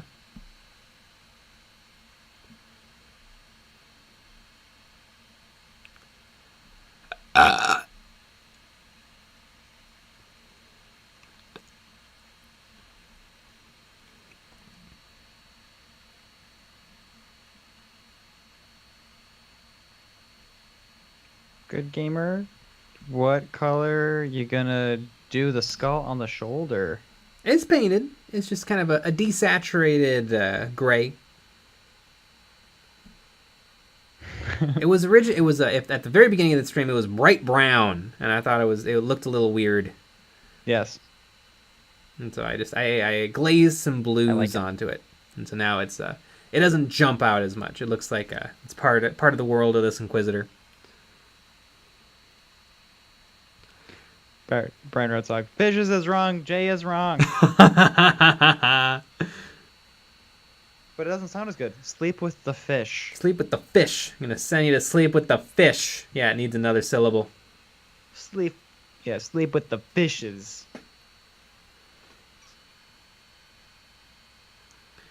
Kevin Lindsay, will we ever get a Tuska the Demon Killer model? Oh, I hope so. Tuska the Demon Killer is one of the funnest stories. One of the funnest stories in all of 40k. To continue to use words correctly.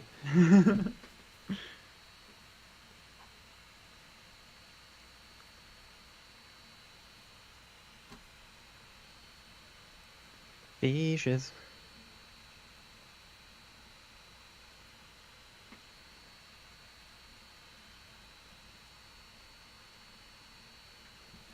Oh, Bigfoot. Although I think we can all agree aliens are real. Yes, and they've been here. Yeah, and with their flying saucers. Right. And the government has a couple, and they're trying to recreate them. I believe Bob Lazar. Mm-hmm. His story is very interesting. It is very interesting. It's fun.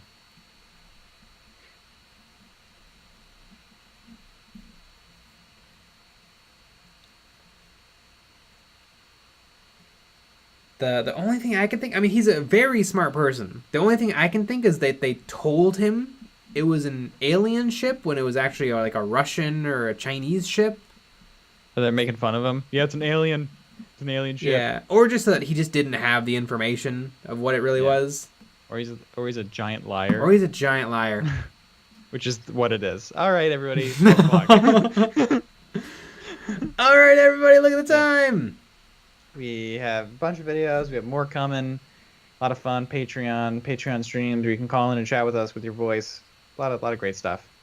But we'll be back with another live stream on Monday at 9 p.m. Central. So join us for that. Alrighty, everybody. Good night. Good night.